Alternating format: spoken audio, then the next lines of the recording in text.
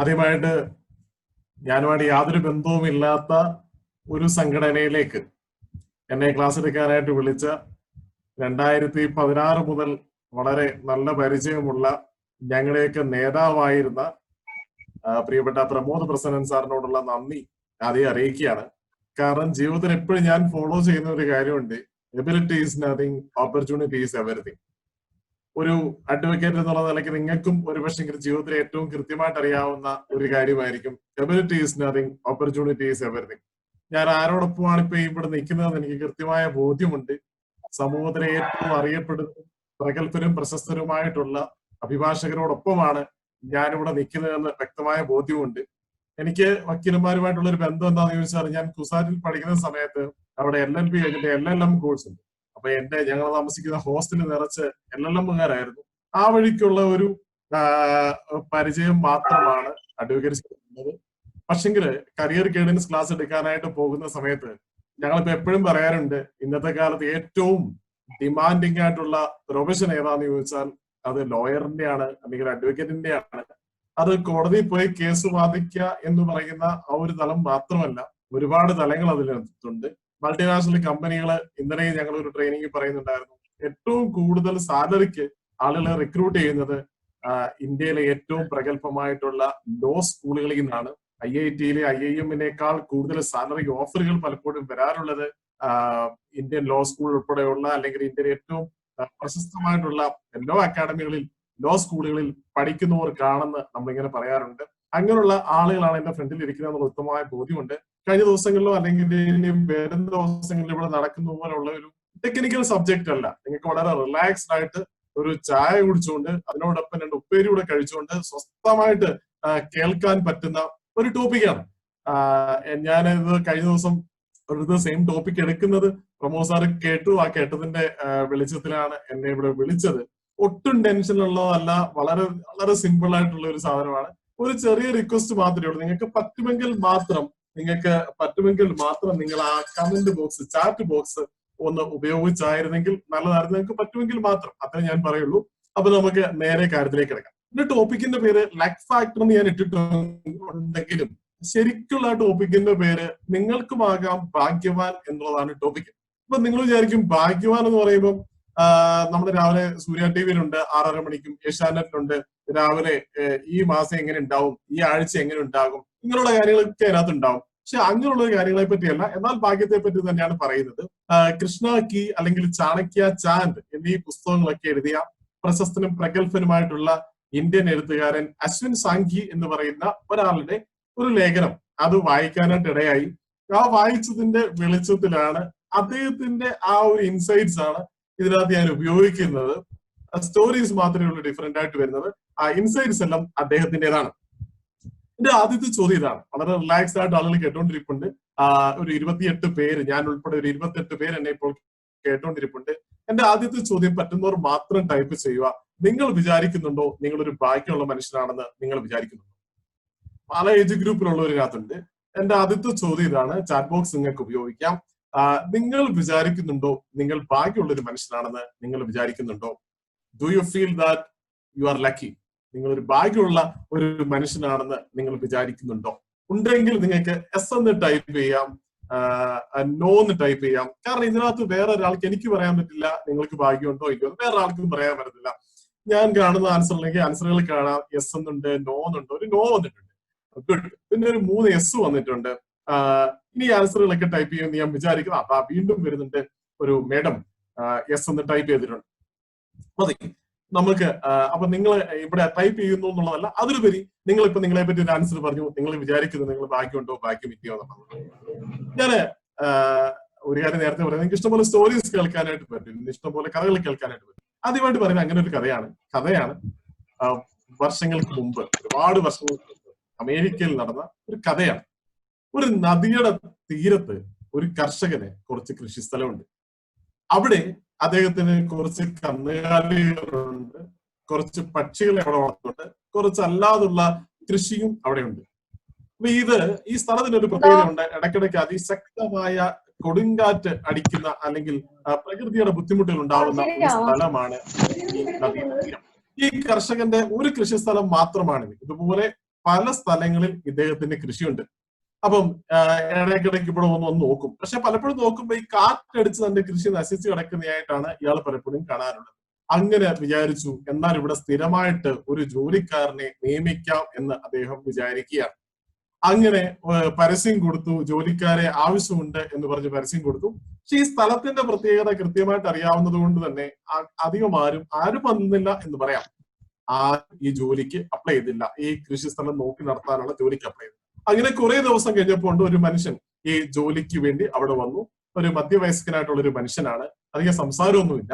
വന്നപ്പോ അയാളോട് ചോദിച്ചു, തനിക്ക് എന്താണ് ഈ ജോലി ചെയ്യാൻ മുൻ പരിചയം എന്താണ്? പുള്ളി പറഞ്ഞു, അതൊന്നും തിരക്കേണ്ട കാര്യമില്ല, ഒരു കാര്യം മാത്രം ഞാൻ പറയാം, I can sleep in the Storm. എനിക്ക് കൊടുങ്കാറ്റിൽ ഉറങ്ങാനായി സാധിക്കും. I can sleep in the Storm. അത്ര അയാൾ പറഞ്ഞോളൂ. അപ്പൊ ജോലിക്ക് വന്ന ഒരുത്തൻ ഭയങ്കര സാഹിത്യമൊക്കെ പറയുന്നത് കേട്ടപ്പം ഈ കർഷകന് എന്തൊക്കെയോ തോന്നി. പക്ഷെ ഈ ജോലിക്ക് വേറെ ആരെയും കിട്ടിയില്ലല്ലോ എന്ന് ഓർത്തപ്പം എന്നാ പിന്നെ ഇയാളെ തന്നെ അങ്ങോട്ട് അപ്പോയിന്റ് ചെയ്യാം എന്ന് വിചാരിച്ചു. ഇയാളെ ജോലിക്ക് വെക്കാമെന്ന് വിചാരിച്ചു. അങ്ങനെ കുറെ ദിവസങ്ങൾ കടന്നുപോയി. ഒരു ദിവസം വൈകുന്നേരം, നമ്മൾ ഈ മഴക്കോളം എന്നൊക്കെ പറയുന്ന പോലെ കാറ്റടിക്കുന്ന പ്രകൃതിയുടെ ഒരു മോശം ലക്ഷണങ്ങളൊക്കെ ഈ ഭൂവിന്റെ ഉടമയ്ക്ക് മനസ്സിലായി.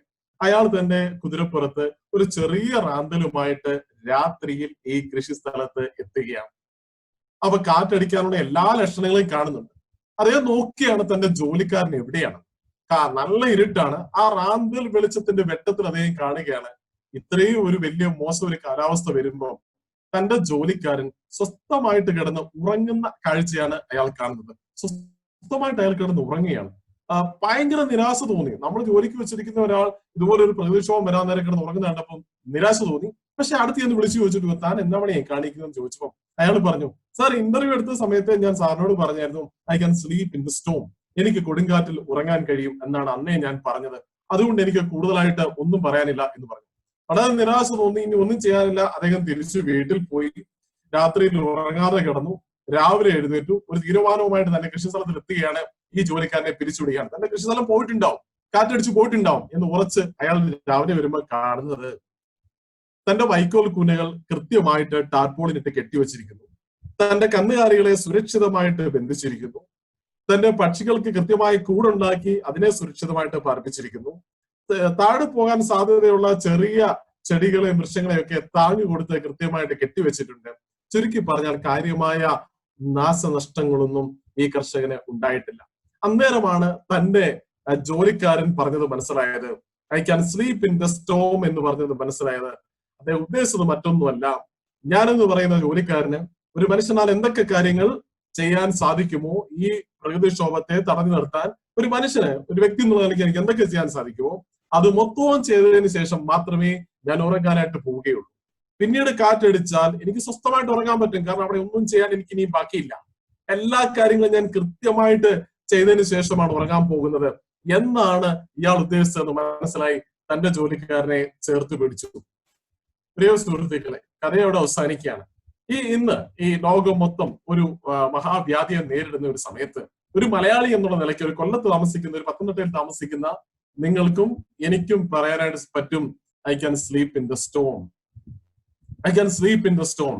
ഈ കൊടുങ്കാറ്റിൽ, ഈ രോഗത്തിന്റെ കൊടുങ്കാറ്റിൽ നിങ്ങൾക്കും എനിക്കും വീട്ടിൽ കിടന്ന് ഉറങ്ങാനായിട്ട് സാധിക്കും. മറ്റൊന്നും കൊണ്ടുമല്ല, ഈ രാജ്യം ഭരിക്കുന്ന, ഈ സംസ്ഥാനം ഭരിക്കുന്ന, നമ്മുടെ ജില്ല ഭരിക്കുന്ന അധികാരികൾ അവരാൽ സാധിക്കുന്ന കാര്യങ്ങൾ, ഒരു മനുഷ്യനാൽ സാധിക്കുന്ന കാര്യങ്ങൾ പരമാവധി ചെയ്തിട്ടുണ്ട്. അത് നമുക്ക് ചിലപ്പോൾ കുറവാണെന്ന് തോന്നിയാലും കേരളത്തിന് പുറത്ത് താമസിക്കുന്ന, ഇന്ത്യക്ക് പുറത്ത് താമസിക്കുന്ന ഒരു പ്രവാസിയോട് ചോദിക്കുക, മലയാളിയെ പറ്റി, കേരളത്തിൽ താമസിക്കുന്ന, കൊല്ലത്തും പത്തനംതിട്ടയിലും താമസിക്കുന്ന നിങ്ങളെ പറ്റി, ഞങ്ങളെ പറ്റി എന്താണ് പറയാനുണ്ടെന്ന് ചോദിച്ചാൽ അവർ കൃത്യമായിട്ട് പറയും, നിങ്ങൾ എത്രയും ഭാഗ്യം ചെയ്ത മനുഷ്യന്മാർ വേറെയില്ല.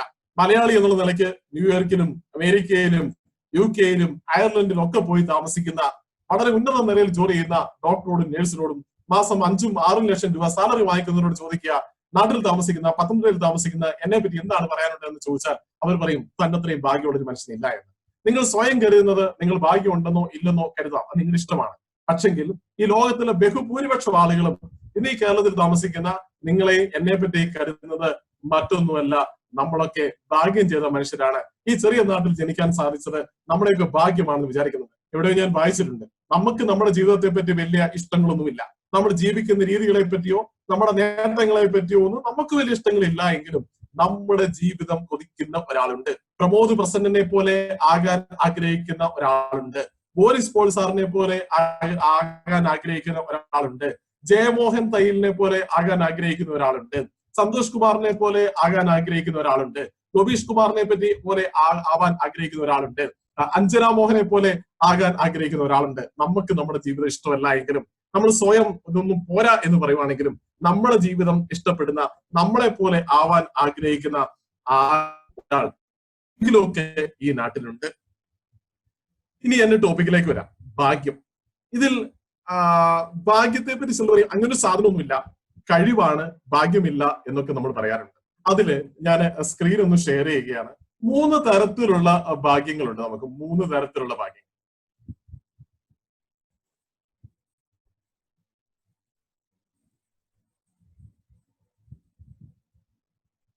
ഒന്നാമത്തെ ഭാഗ്യത്തിന് പറയുന്ന പേരാണ് ഡംബ് ലക്ക് നമ്മൾ പറയാറുണ്ട്. അതായത് ലോട്ടറി അടിക്കുന്ന ഭാഗ്യം. അതിനെപ്പറ്റി എനിക്കിവിടെ ഒന്നും പറയാനില്ല. ചിലർക്ക് നിരാശയായിട്ടുണ്ടാവും. എങ്ങനെ ലോട്ടറി അടിക്കാം എന്നാണ് അനീഷ് പറയാൻ വന്നതെന്നാണ് എനിക്ക് വിചാരിക്കുന്നത്. സോറി, അതിനെപ്പറ്റി പറയാൻ എനിക്ക് അറിവില്ല. Dumb luck. 2 കോൺസ്റ്റിറ്റ്യൂഷണൽ ലക്ക് എന്നൊരു സാധനമുണ്ട്. അതായത് നമ്മളെ പാരമ്പര്യമായിട്ട് കിട്ടുന്ന കുറെ അധികാരങ്ങൾ, പാരമ്പര്യമായിട്ട് കിട്ടുന്ന കുറെ സ്വത്തുക്കൾ, അതിന്റെയൊക്കെ വെളിച്ചത്തിൽ നമ്മൾ ഇങ്ങനെ സുഖിച്ച് മുന്നോട്ട് പോവുകയാണെങ്കിൽ അതിനെപ്പറ്റി നമ്മൾ പറയാറുണ്ട് കോൺസ്റ്റിറ്റ്യൂഷൻ ലക്ക് എന്ന് പറയാറുണ്ട്. സർക്കംസ്റ്റാൻഷ്യൽ ലക്ക് എന്നൊരു സാധനമുണ്ട്. അതിനെപ്പറ്റി മാത്രമാണ് ഞാനിവിടെ പറയുന്നത്. അതായത് നമ്മുടെ ഇടപെടൽ കൊണ്ടോ, നമ്മുടെ തീരുമാനങ്ങൾ കൊണ്ടോ, നമ്മൾ നടത്തിയ പരീക്ഷണങ്ങൾ കൊണ്ടോ നമ്മുടെ ജീവിതത്തിൽ ഉയർച്ച ഉണ്ടാവുകയാണെങ്കിൽ അങ്ങനെയുള്ള ഭാഗ്യത്തിന് പറയുന്ന പേരാണ് സർക്കംസ്റ്റാൻഷ്യൽ ലക്ക് എന്ന് പറയുന്നത്. അത് എന്താണെന്ന് പുറകെ നമുക്ക് പോകാം. നമ്മുടെ സ്കൂളിൽ നമ്മൾ സ്കൂളിൽ പഠിച്ച കാലത്ത്, നമ്മൾ കോളേജിൽ പഠിച്ച കാലത്ത്, നമ്മൾ ലോ അക്കാഡമിയിലോ അല്ലെങ്കിൽ ലോ കോളേജിലോ പഠിച്ച കാലത്ത് നമ്മളെങ്ങാട്ടിൽ മോശമായിരുന്ന ഒരാൾ ഇന്ന് ജീവിതത്തിൽ ഭയങ്കരമായിട്ട് പൈസയൊക്കെ ഉണ്ടാക്കി അയാൾ നല്ല ഉന്നത നിലയിൽ ജീവിക്കുവാണെങ്കിൽ, നമ്മളെങ്ങാട്ടിൽ പഠനത്തിൽ മോശമായിട്ടുള്ള ഒരാൾ നമ്മളെങ്ങാട്ടിൽ മികവായിട്ട് ജീവിക്കുവാണെങ്കിൽ നമ്മൾ അയാളെ പറ്റി പറയും എന്തോ ഒരു ഭാഗ്യമാണ്, എങ്ങനാ രക്ഷപ്പെട്ടെന്ന് അറിയത്തില്ല, ഭയങ്കര ഭാഗ്യമാണെന്ന് പറയും. ലോ കോളേജിൽ പഠിക്കുന്ന സമയത്ത് അല്ലെങ്കിൽ കോളേജിൽ പഠിക്കുന്ന സമയത്ത് നമ്മളെക്കാട്ടിലും മിടുക്കനായിരുന്നു, വളരെ മിടുക്കനായിരുന്നു. അയാൾ ഇന്നും വളരെ മിടുക്കനാണ്. അയാൾ ഇന്ന് ജീവിതത്തിൽ ഒരുപാട് നേട്ടങ്ങൾ ഉണ്ടാക്കുവാണെങ്കിൽ ആ ആളെ പറ്റി നമ്മൾ പറയാറുണ്ട്, ഓ അതൊക്കെ അയാളുടെ കഴിവാണ്, അതൊക്കെ അയാളുടെ കഴിവാണ്, പണ്ടേ ഭയങ്കര മിടുക്കനാണ്, ഇപ്പോഴും ഭയങ്കര മിടുക്കനാണ്, കഴിവാണെന്ന് പറയും.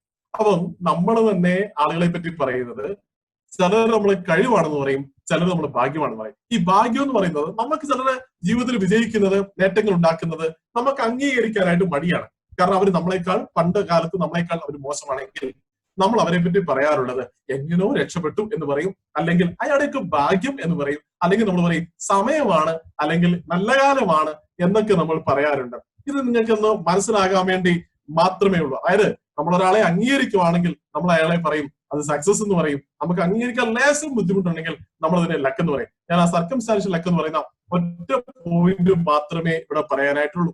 ഇനി അഡ്വക്കേറ്റ്സ് ഒക്കെ ആയതുകൊണ്ട് അതുമായി ബന്ധപ്പെട്ട ഒരു സ്റ്റോറി, ഒരു നടന്ന സംഭവം കൂടെ പറയാം. 1984 മിസിസിപ്പി കോർട്ട് റൂമില് ഒരു ട്രയൽ നടക്കുകയാണ്, ഒരു കേസിന്റെ വിചാരണ നടക്കുകയാണ്. ഒരു 2 പെൺകുട്ടികളെ ഒരാൾ മൃഗീയമായി പീഡിപ്പിച്ചു, ബലാത്സംഗം ചെയ്തു. അതിന്റെ മൊഴിയെടുക്കുകയാണ്. ഇന്നത്തെ ഒരു രഹസ്യ സ്വഭാവമില്ല, പരസ്യമായിട്ട് മൊഴിയെടുക്കുകയാണ്. ആ മൊഴിയെടുക്കുന്ന സമയത്ത് കേട്ടിരിക്കുന്ന എല്ലാവരും കരഞ്ഞു പോകണം. ഒരുപാട് അഡ്വക്കേറ്റ്മാർ വരാത്ത ഇരിപ്പുണ്ട്, പരസ്യമായിട്ടാണ്, എല്ലാവരും ഇത് കേൾക്കുന്നുണ്ട്. അതിനകത്ത് ജോൺ ഗ്രിഷാം എന്ന് പറയുന്ന ഒരു അഡ്വക്കേറ്റ് വരാത്ത ഇരിപ്പുണ്ടായിരുന്നു. അയാൾ ഇത് കേട്ടു, കരഞ്ഞുപോയി. ജഡ്ജിയുടെ വരെ കണ്ണു നിറയുന്നുണ്ട്, ആകെ വിഷമവുമാണ്. കേട്ടിരിക്കുന്ന ആർക്ക് സഹിക്കാൻ പറ്റുന്നില്ല ഈ പിള്ളേരുടെ കഥ. അവരെ അത്ര ക്രൂരമായി പീഡിപ്പിച്ചു, അവരെ അത്ര ക്രൂരമായിട്ട് റേപ്പ് ചെയ്ത ആ കഥ എല്ലാരും കേട്ടുകൊണ്ടിരിക്കുകയാണ്. ജോൺ ഗ്രിഷാം അഡ്വക്കേറ്റ് ആണ്, അയാൾ വേറെ പ്രൊഫഷണലുള്ള ആളല്ല, നിങ്ങളെ പോലെ ഒരു അഡ്വക്കേറ്റ് ആണ്. പക്ഷെ അയാൾ തിരിച്ച് വീട്ടിലോട്ട് പോകുന്ന സമയത്ത് അയാൾ ആലോചിച്ചതാണ്, ഈ പെൺകുട്ടികളുടെ പിതാവ് ഈ പീഡിപ്പിച്ച ആ ആളോട് പ്രതികാരം ചെയ്താൽ എങ്ങനെയിരിക്കും? ഈ പെൺകുട്ടികളുടെ പിതാവ് ഈ പീഡിപ്പിച്ച ആളോട് പ്രതികാരം ചെയ്താൽ എങ്ങനെ ഇരിക്കും എന്ന് ഒന്ന് ആലോചിച്ചു. 3 വർഷം കൊണ്ട് തന്റെ ചിന്തകളിൽ തോന്നിയൊക്കെ കുത്തിക്കുറിച്ചു. അങ്ങനെ 3 വർഷം കഴിഞ്ഞപ്പം ഒരു നോവലായിട്ട് പുറത്തിറങ്ങി. ആ നോവലിന്റെ പേരാണ് ദ ടൈം ടു കിൽ എന്ന് പറയുന്ന novel. The time to kill എന്ന് പറയുന്ന നോവൽ. ആ ടൈം ടു കിൽ എന്ന് പറയുന്ന നോവൽ ഇന്ന് വരെ എത്ര കോപ്പികൾ വിറ്റ് പോയിട്ടുണ്ട് എന്ന് ചോദിച്ചാൽ ഇറ്റ് ഈസ് 275 മില്യൺ, 27.5 കോടി കോപ്പികളാണ് വിറ്റത്. ഇന്ത്യയിലെ ഏറ്റവും ജനസംഖ്യയുള്ള ഉത്തർപ്രദേശിൽ 20 കോടി ജനങ്ങളെ ഉള്ളൂ എന്ന് ആലോചിക്കുമ്പോഴാണ് ആ പുസ്തകം 275 മില്യൺ ബുക്സ് ആണ് അത് വിറ്റുപോയത്. പ്രിയ സുഹൃത്തുക്കളെ, അല്ലെങ്കിൽ പ്രിയപ്പെട്ട അഡ്വക്കേറ്റ്സ്, എത്രയോ പേർ ആ ട്രയൽ അവിടെ കണ്ടുകൊണ്ടിരുന്നു. എത്രയോ പേർക്ക് ഈ സ്റ്റോറി കൃത്യമായിട്ട് അറിയാം. പക്ഷെ ജോൺ ഗ്രിഷാം ബേസിക്കലി ഒരു എഴുത്തുകാരനല്ല. പക്ഷെ ജോൺ ഗ്രിഷാമിനാണ് തോന്നിയത് ഇതൊന്ന് എഴുതാം എന്ന് തോന്നിയത്. ഇന്ന് ലോകം അറിയപ്പെടുന്ന ഒരു ബില്യൺസ് ഓഫ് എമൗണ്ട് റോയൽറ്റി വാങ്ങിക്കുന്ന, ലോകത്തിൽ ഇഷ്ടംപോലെ പുസ്തകങ്ങൾ പിന്നീട് എഴുതിയിട്ടുള്ള ഒരു അഡ്വക്കേറ്റ് പിന്നീട് എഴുത്തുകാരനായി മാറിയ ആളാണ് ജോൺ ഗ്രിഷാം. നിങ്ങൾക്ക് വേണമെങ്കിൽ ഗൂഗിളിൽ സെർച്ച് ചെയ്ത് നോക്കാം ഈ കഥ ആധികാരികമായിട്ടുള്ളതാണോ എന്ന്. അത് പിന്നീട് വർഷങ്ങൾക്ക് ശേഷം സിനിമയായ സമയത്ത്, സാന്ദ്ര ബുള്ളക്ക് ഒക്കെ അഭിനയിച്ച സിനിമയായ സമയത്തും സിനിമ സൂപ്പർ ഹിറ്റായി. നമ്മൾ പറയും അയാളുടെ സമയമാണെന്ന് പറയും. പക്ഷേ അതാണ് നിങ്ങളുടെ ഫ്രണ്ടിൽ കിടക്കുന്ന സൈഡ് കാണുന്നത്. നമ്മുടെ മുന്നിൽ വരുന്ന, നമ്മൾക്ക് ജീവിതത്തിൽ ഭാഗ്യമുണ്ടോ ഇല്ലയോ എന്നുള്ളത് ഞാൻ പറഞ്ഞു. ഞാൻ ഏത് ടൈപ്പ് ഭാഗ്യത്തെ പറ്റിയാണ് പറയുന്നത്. ഈ ലക്ക് എന്നുള്ളിടത്തെല്ലാം കയറി നിങ്ങൾക്ക് സക്സസ് നേടിയാലും കറക്റ്റ് ആണ്. 3 രീതിയിൽ നമ്മുടെ ഭാഗ്യത്തിന്റെ അംശം നമുക്ക് കൂട്ടാനായിട്ട് പറ്റും. ഒന്ന്, race the number of opportunities. 2, recognise the opportunities. 3 respond to the opportunities. എന്താണ് റേസ്? അവസരങ്ങളുടെ എണ്ണം കൂട്ടി വെക്കുക. ഞാൻ ബേസിക്കലി ഒരു ഫിനാൻസ് പ്രൊഫഷനിലുള്ള ഒരാളാണ്. അവിടെ ഞങ്ങൾ ഒരു ബിസിനസ് കിട്ടുന്നതിനെ പറ്റി ഞങ്ങൾ പറയാറുണ്ട്, ഏജൻസിനെ കൂടെ പറയാറുണ്ട്. നിങ്ങളുടെ ആവറേജ് നിങ്ങൾ കണ്ടുപിടിക്കണം എന്ന് പറയാറുണ്ട്. 10 കസ്റ്റമറെ കാണുമ്പോൾ 3 ബിസിനസ് കിട്ടുന്നതാണ് ചിലർ ആവറേജ്. 10 കസ്റ്റമറെ കാണുമ്പോൾ 5 ബിസിനസ് കിട്ടുന്നതാണ് ആവറേജ്. ഉദാഹരണത്തിന് 10 കസ്റ്റമറെ കാണുമ്പോൾ 3 ബിസിനസ് കിട്ടുന്ന ഒരാളെ എടുക്കാം. അയാൾക്ക് ഈ മാസം 6 ബിസിനസ് ആവശ്യമുണ്ട് എങ്കിൽ അയാൾ 20 പേരെ കാണണം. ചിലപ്പോൾ നേരെ തന്നെ കിട്ടുമായിരിക്കും, പക്ഷെ മിനിമം അയാൾ 20 പേരെയെങ്കിലും കാണണം എന്നുള്ളത് സത്യസന്ധമായ കാര്യമാണ്. നമ്മൾ 5 ഏറ് ഒരു മാവേൽ എറിയുമ്പോൾ 1 മാങ്ങ വീഴുമെങ്കിൽ നമുക്ക് 2 മാങ്ങയാണ് കിട്ടണമെങ്കിൽ നമ്മൾ 10 ഏറ് എറിയാൻ തയ്യാറാവണം. പിന്നെ നമ്മൾ കുറെ ഏറെ നേരം എറിഞ്ഞുകൊണ്ടിരുന്നാൽ താഴെ വീഴുന്ന മാങ്ങകളുടെ എണ്ണം കൂടുതലായിരിക്കും, യാതൊരു സംശയവുമില്ല. അതാണ് നമ്മുടെ ജീവിതത്തിൽ നമ്മുടെ അവസരങ്ങളുടെ എണ്ണം കൂട്ടി വരിക. എങ്ങനെ കൂട്ടാം എന്ന് പുറകെ പറയും. 2 ആ അവസരങ്ങൾ തിരിച്ചു വരണം. ഇതിനകത്ത് അഡ്വക്കേറ്റ്സിനെ പറ്റി എനിക്ക് ഏറ്റവും വലിയ ബഹുമാനം, അവർ മൾട്ടി ടാലന്റഡ് ആണ്. ഒരുമാതിരിപ്പെട്ട അഡ്വക്കേറ്റ്സ് ഒക്കെയാണ് ഈ രാജ്യം ഭരിക്കുന്ന മന്ത്രിമാരും, ഈ രാജ്യം ഭരിക്കുന്ന പഞ്ചായത്ത് മെമ്പർമാരും, ഈ രാജ്യം ഭരിക്കുന്ന മുഖ്യമന്ത്രിമാരും ഒക്കെ ഒരു ലോ ബാക്ക്ഗ്രൗണ്ട് ഉള്ളവരായിരിക്കും മെജോറിറ്റി ആളുകൾ. അപ്പൊ ഒരു പഞ്ചായത്ത് മെമ്പർ ആയിരിക്കുന്ന ഒരാൾ ഈ കോവിഡ് കാലത്ത് വിചാരിക്കുകയാണ് ഇതൊരു അവസരമാണ്, എന്റെ വാർഡിലുള്ള എന്റെ ചുറ്റുപാടുമുള്ള ആളുകൾക്ക് ആവശ്യമായിട്ടുള്ള സഹായങ്ങൾ, കമ്മ്യൂണിറ്റി കിച്ചൺ, പച്ചക്കറി എത്തിച്ചു കൊടുക്കുക, മരുന്ന് എത്തിച്ചു കൊടുക്കുക തുടങ്ങിയ കാര്യങ്ങൾ ഞാൻ ചെയ്താൽ ഇനി ഒക്ടോബറിൽ വരാൻ പോകുന്ന ഇലക്ഷനിൽ ഞാൻ ജയിക്കാൻ സാധ്യതയുണ്ട് എന്ന് അയാൾ തിരിച്ചറിയും. പക്ഷെ 3ാമത്തെ കാര്യമാണ്, അങ്ങനെ തിരിച്ചറിഞ്ഞാൽ പോരാ, അതിനോട് കൃത്യമായിട്ട് പ്രതികരിക്കാനൂടെ പറ്റണം. അതിനോട് കൃത്യമായിട്ട്, അല്ലാതെ ഇതൊക്കെ വിചാരിച്ചിട്ട് കാര്യമില്ല, വീട്ടിലിരുന്ന കാര്യമില്ല. നാളെ മുതൽ അതിനുവേണ്ടി അയാൾ അതിനോട് പ്രോപ്പറായിട്ട് റെസ്പോണ്ട് ചെയ്യാനൂടെ തയ്യാറായാൽ ഉറപ്പായിട്ടും അയാൾ അടുത്ത ഇലക്ഷൻ ജയിക്കും. ഞാൻ കഴിഞ്ഞ ദിവസത്തെ ട്രെയിനിങ്ങിൽ ഇത് തന്നെയായിരുന്നു പറഞ്ഞത്. ഒരു പലചരക്കടക്കാരൻ, നമ്മളൊക്കെ ഇപ്പൊ വായിക്കുന്ന നമ്മുടെ വീടിന്റെ സമീപത്തുള്ള കടകളിൽ നിന്നാണ്. ഏകദേശം തീർന്നുപോയി എന്ന് വിചാരിച്ചിരുന്ന കടകൾ പുതിയ രൂപം പ്രാപിച്ച് തിരിച്ചു വരുമ്പം, ആ കടക്കാരുടെ കടയിലേക്ക് പുതിയ ആളുകൾ വരുമ്പം അയാൾ അതിനൊരു ഓപ്പർച്യൂണിറ്റി ആയിട്ട് മാത്രം കണ്ടാൽ പോരാ, ആ വരുന്ന ആളുകളുടെ ഫോൺ നമ്പർ വാങ്ങിക്കുന്നു, അവരുടെ വീട്ടിൽ സാധനങ്ങൾ എത്തിച്ചു കൊടുക്കാനുള്ള ചെറിയൊരു സംവിധാനം ഏർപ്പാടാക്കിയാൽ ഈ രോഗം മാറുന്ന കാലത്തും ഈ ലോക്ക്ഡൌൺ മാറുന്ന കാലത്തും ഒരു പക്ഷെങ്കിൽ അയാളുടെ കടയിൽ അയാളെ നമ്മൾ തേടിയെത്തിയേക്കാം. പറഞ്ഞു വന്നത് increase the number of opportunities. 2, correct ആയിട്ട് അതൊരു അവസരമാണെന്ന് തിരിച്ചറിയുക. 3ാമത്, അതിനോട് കൃത്യമായിട്ട് നമുക്ക് റെസ്പോണ്ട് ചെയ്യാൻ പറ്റിയാൽ തീർച്ചയായിട്ടും നമുക്ക് ഭാഗ്യമാണെന്ന് പറയാനായിട്ട് സാധിക്കും. പൗലോ കൊയ്ലോ ആൽക്കെമിസ്റ്റിൽ പറയുന്ന വളരെ പ്രശസ്തമായിട്ടുള്ള ഒരു ഡയലോഗ് ഉണ്ട്. പ്രപഞ്ചവും കാലവും നമ്മുടെ ജീവിതത്തിൽ ഒരുപാട് അടയാളങ്ങൾ ഇങ്ങനെ തന്നുകൊണ്ടേ ഇരിക്കും. ആ അടയാളങ്ങളാണ് നമ്മളെ ലക്ഷ്യത്തിലെത്തിക്കുന്നത്. ആ അടയാളങ്ങൾ കണ്ടില്ല എന്ന് നടിച്ചാൽ പിന്നീട് ഈ ലക്ഷ്യത്തിലെത്താനുള്ള നമ്മുടെ കഴിവ് പോലും നഷ്ടപ്പെടും എന്ന് പൗലോ കൊയ്ലോ ആൽക്കെമിസ്റ്റ് പറയുന്നുണ്ട്. സോ ജീവിതത്തിൽ ഭാഗ്യം അല്ലെങ്കിൽ നേട്ടങ്ങൾ എന്ന് പറയുന്ന സാധനം നേരെ കൃത്യമായിട്ട് കയ്യിലോട്ട് വരണം എന്നില്ല. അത് നമ്മൾ ഒരു പരിധി വരെ നമ്മളായിട്ട് സൃഷ്ടിച്ചെടുക്കുകയാണ്. 1, increase the number of opportunities. 2, അതിനോട് പ്രോപ്പറായിട്ട് റെസ്പോണ്ട് ചെയ്യുക, റെക്കഗ്നൈസ് ചെയ്യുക. 3ാമത്, അതിനോട് പ്രോപ്പറായിട്ട് റെസ്പോണ്ട് ചെയ്യുക. അങ്ങനെ ആണെങ്കിൽ നമ്മൾ എന്തൊക്കെ ചെയ്യണം എന്നുള്ളതാണ് അടുത്തത് പറയുന്നത്. 1ാമത്തെ പോയിന്റ് ആണ് network. Lucky people grow and strengthen their network. ഭാഗ്യമുള്ള മനുഷ്യന്മാർ, അല്ലെങ്കിൽ മിടുക്കരായ മനുഷ്യന്മാർ, അല്ലെങ്കിൽ വിജയിച്ച മനുഷ്യന്മാർ, അവരുടെ നെറ്റ്വർക്ക്. നമ്മളൊക്കെ പൊതുസംഘടനകളിൽ പ്രവർത്തിക്കുന്നുണ്ട്. നമ്മൾ എന്തിനാണ് പ്രവർത്തിക്കുന്നത് വെച്ചാൽ നമ്മൾ പറയും my network is my network എന്ന് പറയാറുണ്ട്, തിരിച്ചു പറയാറുണ്ട്. My network is my network. ആളുകളുമായിട്ടുള്ള ബന്ധമാണ് നമ്മൾ ഏറ്റവും വലിയ ശക്തി എന്ന് നമ്മൾ കൃത്യമായിട്ട് പറയാറുണ്ട്. ഇന്ത്യൻ റുപ്പി എന്ന് പറയുന്ന സിനിമയ്ക്കകത്ത് പൃഥ്വിരാജും ടിനി ടോമും കൂടെ തിലകനോട് ചോദിക്കുന്ന ഒരു ചോദ്യമുണ്ട്, ഇത്രയും കാലം എവിടെയായിരുന്നു, ഇത്രയും കാലം എവിടെയായിരുന്നു എന്നൊരു ചോദ്യം ചോദിക്കാറുണ്ട്. ജീവിതത്തിൽ യാദൃശ്ചികമായിട്ട് തിലകനെ കണ്ടുമുട്ടുന്നു. പിന്നീട് പൃഥ്വിരാജിന്റെയും ടിനി ടോമിന്റെയും ജീവിതത്തിലെ നിർണായകമായ മാറ്റങ്ങൾ, പെങ്ങളുടെ വിവാഹം ഉൾപ്പെടെയുള്ള മാറ്റങ്ങൾക്ക് കാരണക്കാരാവുകയാണ്. തിലകൻ കാരണക്കാരനാവുകയാണ്. ആ തിലകനെ കാണുമ്പോൾ അറിയാതെ ചോദിച്ചു പോവുകയാണ്. അങ്ങനെയാണെങ്കിൽ നിങ്ങളുടെ ജീവിതം മാറ്റിമറിച്ച ഒരാൾ ഉണ്ടാകാം. നിങ്ങളുടെ ഏതെങ്കിലും പ്രൊഫഷണൽ ലൈഫോ പേഴ്സണൽ ലൈഫോ പോസിറ്റീവായിട്ട് മാറ്റിമറിച്ച ഒരാളുണ്ടെങ്കിൽ ആ ആളുടെ പേര് കമന്റ് ബോക്സിൽ ഇടുമ്പോഴത്തേക്കിനും ഈ ഷെഡ്യൂൾ അവസാനിക്കും, പുതിയ ഷെഡ്യൂൾ നമ്മൾ ആരംഭിക്കും. പക്ഷെ ആ കയറുന്ന മുറയ്ക്ക് നിങ്ങളുടെ ജീവിതം മാറ്റിമറിച്ച ഒരു മനുഷ്യനെ നന്ദിയോടുകൂടി ഓർക്കാൻ പറ്റിയ ഒരു അവസരമാണ്. അദ്ദേഹത്തിന്റെ പേര് വേണമെങ്കിൽ കമന്റ് ബോക്സിൽ ഇടാം. സീനിയറിന്റെ പേര് ഇടണമെന്ന് യാതൊരു നിർബന്ധവുമില്ല.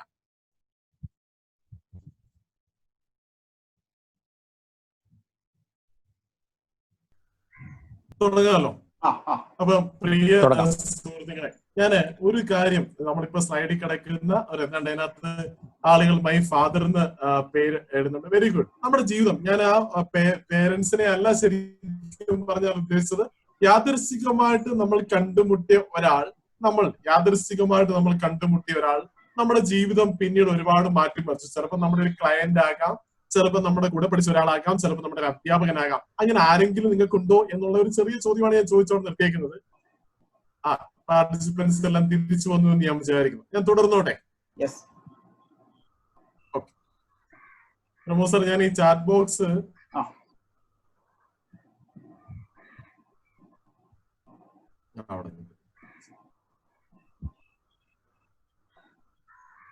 അപ്പം ഒന്നാമത്തെ പോയിന്റ് ആയിട്ട് ഞാൻ പറഞ്ഞത്, lucky people grow and strengthen their network. ആരൊക്കെ എഴുതുന്നുണ്ട്, വൺ ഓഫ് മൈ ടീച്ചേഴ്സ് എന്നൊക്കെ എഴുതുന്നുണ്ട്.